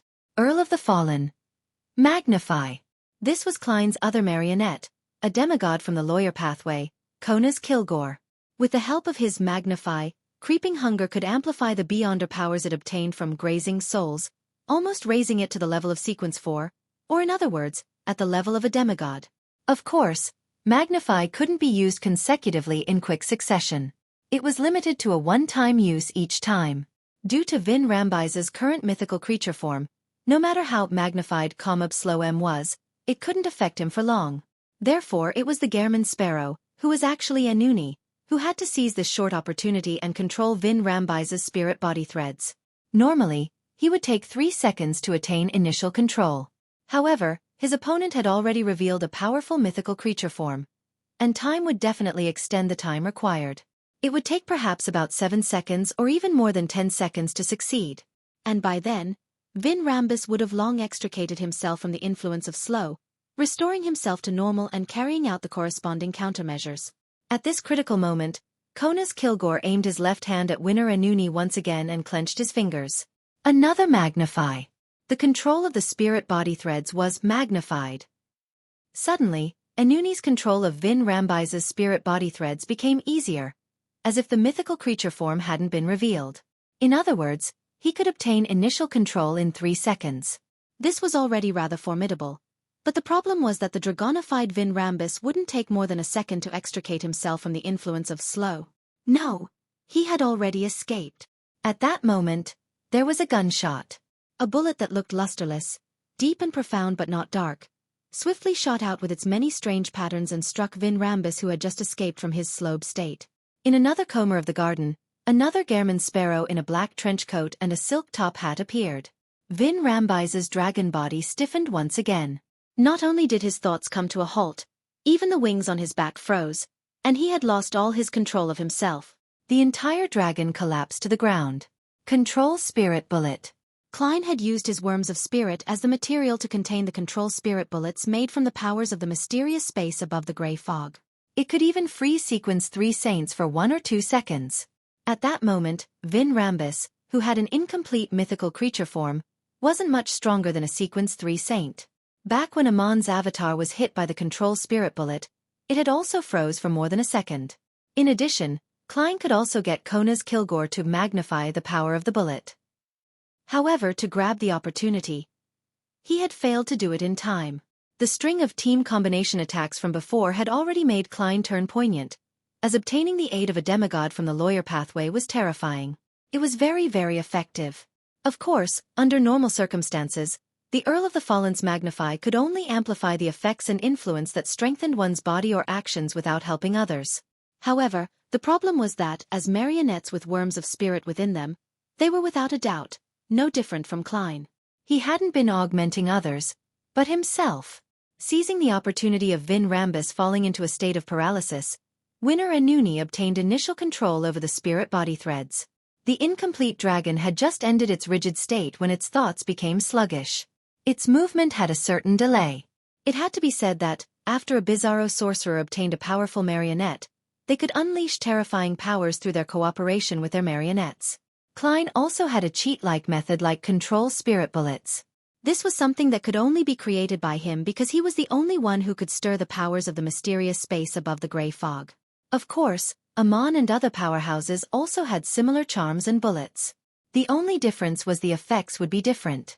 Seeing that Vin Rambus had come under a certain level of control, Klein began preparing to disrupt any form of resistance he tried putting up, preventing him from escaping from his current state until he became a marionette.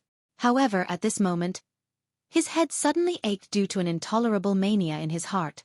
Then, he became extremely down, as if he couldn't feel joy anymore. He despised himself and wished he could give up his life just like that so that he wouldn't be a burden on others. In the blink of an eye, he became excited. His eyes seemed to be blood-red and filled with hatred towards anything, wanting to destroy everything he saw. Not good. Before his mental state deteriorated, Klein realized that he had been influenced by Vin Rambus at some point in time. Something was wrong with his body of heart and mind. He hurriedly attempted to cogitate to fight against the abnormal mental state. However, various thoughts that didn't seem to belong to him flashed through his mind. Let's end it here. Fuck. Think of a way to save yourself. What exactly happened? I think I have a serious mental illness. A psychiatric disease that's contagious? The special mental illness that Miss Justice mentioned? This is indeed a hype sequence beyond a power of the spectator pathway. Why are you saying so much? That's a demigod psychiatrist you're facing. Turning him into a marionette will easily resolve this problem. Realizing that Gairman Sparrow hadn't shot the second bullet, Vin Rambus's face, covered in grayish-white scales, revealed a faint smile. Although he hadn't anticipated the tight cooperation between Gairman Sparrow and his two marionettes, causing him to quickly fall into a perilous situation, it wasn't like he hadn't done anything prior to this. Before he left the sea of collective subconscious, he had secretly planted contagious madness in a marionette. A marionette was, after all, a dead person. Although it was unable to be controlled by any other methods other than spirit body threads, it didn't mean that they didn't have an island of consciousness. It was just a dead mass, but it was precisely here that Vin Rambus buried a seed named Madness. The seed couldn't affect the marionette itself, but it could secretly infect the sea of collective subconscious of its surroundings, causing the person who kept switching between bodies to unknowingly place themselves in an environment with a contagious mental disease. Also, this madness could also be transmitted via spirit body threads. In addition, this type of infection stemmed from one's self. It wasn't something an angelic blessing could screen.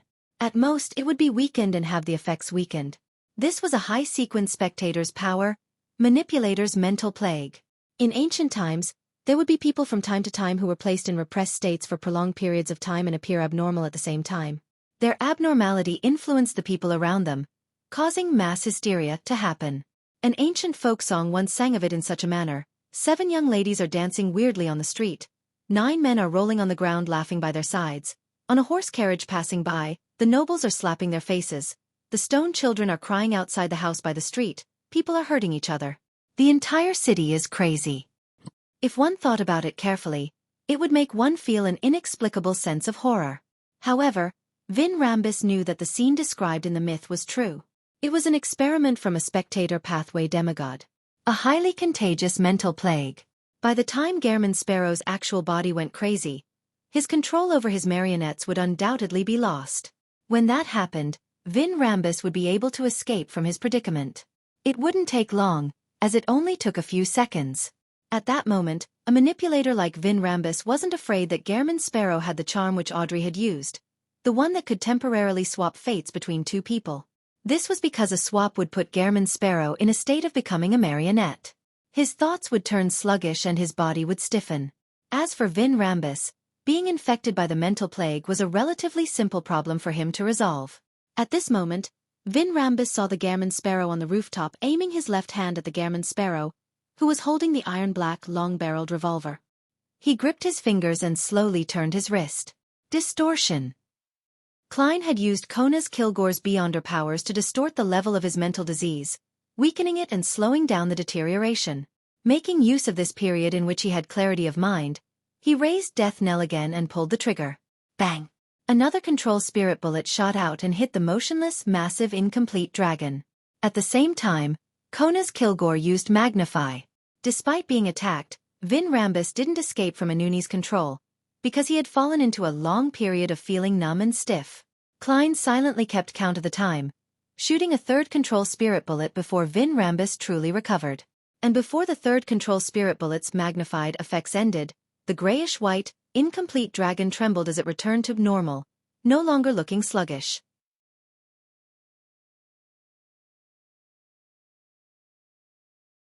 "10:53 President in the dimly lit world, the gigantic crimson moon hung silently over the house while everything in the garden seemed to be asleep. The despair in the incomplete grayish-white dragon's eyes dissipated as it retracted its skin-covered wings, behaving like a docile hunting dog reared at home. The psychology alchemist's counselor, demigod of the spectator pathway, Vin Rambis, had lost his life and became Klein's marionette. Without bothering to enjoy this achievement, he switched places with Anuni, who was beside the grayish-white dragon, appearing as Gehrman Sparrow in his black trench coat and silk top hat. Then, he controlled his new marionette to treat the infection he received from mental plague. A gentle and cool breeze swept past the sea of collective subconscious, seeping into Klein's island of consciousness. It made him feel like the object reeking of a rotten, putrid, and discordant object in his body of heart and mind was being purged out of him with a surgical knife. Klein's face immediately contorted as he grimaced. He once again felt the excruciating pain in his soul. Thankfully, in order to create the control spirit bullets and the yesterday once more charms, he was already accustomed to this feeling. He didn't hold his head and roll around. After purging the contagious mental disease from his consciousness, the cool wind brought about a warmth that made him want to take an afternoon nap. It allowed his damaged spirit body to relax as if he was soaked in a bath. His mind and body quickly recovered thanks to the nourishment. By the time he recovered from his mental disease, the gentle breeze that blew at him became intense. It swept the surroundings, wiping out all the contagion left in the air. After doing all of this, Klein made the grayish-white dragon rapidly shrink its body, converge its godhood, and turn back into its human form. However, as Vin Rambai's clothes had been ripped to pieces, the gray scales on his body didn't disappear. A few seconds later, the ascetic leader of the Church of Evernight, Ariana, walked out of the gigantic crimson moon in her simple robe and belt made of tree bark. Her long black hair cascaded down as she stepped across the void and arrived diagonally above Vin Rambis. The angel stretched out her right hand and, with a gentle squeeze, let Vin Rambis's blurry soul leave his body and float above his head. "Why are you helping George III?" Ariana asked directly. Vin Rambis's confused expression immediately turned serious. "This is the choice of the times. An inevitability of destiny. We're just following the flow of the tides and providing some guidance, allowing the times to develop in the right direction." The standard answer of the Twilight Hermit Order. From the looks of it, the psychology alchemist's demigod doesn't know what Adam's true goal is either. Even as official members of the Twilight Hermit Order, most of them probably don't know. Klein didn't have any problems thinking thanks to his situation inside the concealed world. Ariana didn't show any surprise as she pressed. What is the trend of the times? Vin Rambise's eyes were unfocused, but his expression was solemn as he answered. A war, one that will sweep the entire world. This, isn't peace nice? Klein frowned slightly as he couldn't help but mumble inwardly. He knew very well what a world war would do to humans. He only wished that his investigation with the Church of Eve might would be able to seize the key and successfully prevent the war which the Twilight Hermit Order was strongly pushing from erupting. Ariana fell silent for a second before asking, "What's the secret George III is hiding?" Vin Rambis revealed a smile. Every king is restrained by 3 major contracts and can only reach a limit of sequence 5. But with our help, he bypassed the restrictions and has already reached a higher level. Once the tides of the times come, he'll easily be able to ascend to the spot that should have belonged to him. 3 major contracts. What's that? It's understandable to limit a king to sequence 5 due to the strong push to keep mysticism under wraps. It's best for a king to be changed normally. The people will find it acceptable if they could live for 80 to 90 years old, but to still be active at 120 to 130 years will be the cause for conspiracy theories and panic. George III cooperated with the psychology alchemists and the demonist sect to live longer? Typically, this is a restriction on the king, not the other members of the Augustus family. They should have grounded angels among them, so there's no reason for them to support George III. Many questions arose in his mind. George III still isn't a demigod, is he? Is he using some method to possess a higher level and perform the acting ahead of time? Ariana asked unhurriedly. To the Church of Evernight, this was a crucial problem. If George III was already a demigod, they could directly contact the Church of Storms and Steam to capture him because the king himself was enough evidence. Vin Rambise's soul nodded and said, yes. What is the exact method? Ariana continued asking. Vin Rambis slowly shook his head and said, I'm not sure. The person in charge of this matter is our president. I only remember him once mentioning that he wanted George III to have more talent. More talent? Upon hearing such a description, Klein instantly thought of something in Roselle's diary. In the eyes of the emperor, the so-called talent was to make one's psyche and soul more like a high-level ancestor, as such be able to obtain the recognition of the corresponding beyonder characteristics or the mental imprint within sealed artifacts, allowing them to easily consume the potion and wield the sealed artifacts without the immense negative effects. This wasn't a perfect solution. It could even be said that there were great latent risks. This was because the mental imprint would revert and control the consumer or wielder's soul, causing them to experience certain changes. If anyone were to rely on this method to advance to a demigod, there was an extremely high chance of becoming a monster formed of mental sutures. Was George III hypnotized? He actually accepted such a method? No, if he was hypnotized, the Augustus family's angel or sealed artifacts would definitely discover the problem. Klein became even more puzzled as he waited for the ascetic leader floating in the sky to ask further. Ariana clearly knew what more talent meant. Without any change in expression, she asked, "Who is your president?" Vin Rambis revealed a look of reminiscence. He has many identities and names, but I can confirm that he is the president of our psychology alchemists as long as I see him. His current identities and names are, one of the 4 kings of the sea, the king of the Black Throne Barrows Hopkins, the former chancellor of the Backland Medical School, the royal family's medical consultant, the already dead Polly Derlau, the famous ascetic of the Central Sonia Sea, Eric Drake, king of the Black Throne. It was only then that he realized that he had heard of this title, but he had always neglected it, not taking it to heart and seldom thinking about it. So this pirate king is from the spectator pathway. He nodded in enlightenment. Ariana listened quietly and asked, "What secret is George III hiding in the Blood Emperor ruins?"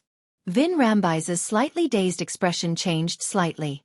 An extremely important thing. If he wants to grasp it, he will need a large number of sacrificial rituals.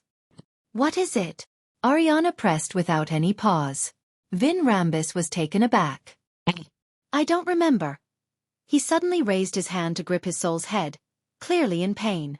However, no matter how he thought about it, he couldn't remember the answer. Was this memory forcefully deleted by Adam or a certain angel from the spectator pathway? Klein watched with a heavy expression as he felt that the secret in the ruins was more important than he imagined. Ariana fell silent for a few seconds before lowering her head and asking Klein, "Do you have anything you want to ask?" Klein thought for a moment and asked Vin Rambis, What is the name of the high-sequence beyonder potions of the spectator pathway? The pain in Vin Rambise's soul lessened as he slowly replied. Sequence 4 Manipulator. Sequence 3 Dreamweaver. Sequence 2 Discerner. Sequence 1 Author. He didn't mention Sequence 0 Visionary, clearly unaware. What's the potion formula for Manipulator? Although Klein felt that his question was rather substandard compared to Ma'am Ariana's, he still asked. In a dazed tone, Vin Rambis said without hesitation, the main ingredient is an elderly mind dragon's complete brain, or the crystalline heart of a tree mentor, or a beyonder characteristic of a manipulator. The supplementary ingredients are 80 milliliters of the blood of an elderly mind dragon, 3 golden leaves of a tree mentor, and 7 different drops of tears from different humans or non-human creatures that were shed due to intense emotions. The ritual is that on a special occasion with at least 10,000 people, drink the potion when they are in the midst of an emotional resonance. In contrast, the difficulty of a demigod ritual of the spectator pathway isn't that high. That's right. Spectators can heal and analyze themselves, allowing them to effectively deal with the madness and the loss of control brought about by the potion, so the ritual can be simplified. Klein nodded in thought. What's the potion formula for Dreamweaver? I don't know. Vin Rambis shook his head. All right then. Klein asked Vin Rambis why he had personally come to Audrey and received the corresponding answer. Then he said to Ariana, I have no further questions. The questions he had couldn't be answered by Vin Rambis. Ariana's right hand pressed softly, causing Vin Rambise's soul to return to his body. Following that, the angel glanced at Klein and said calmly, Don't use him as a marionette. Before his mental imprint is removed, it's best you don't use his beyonder characteristic to create items. Of course, I don't want Adam to visit me. Klein nodded sincerely. I will remember it. Thank you, Ma'am Ariana. You're tuning in to the Xueqi's Martial Arts Saga YouTube channel. Don't forget to subscribe and join us on this journey to catch the most captivating stories.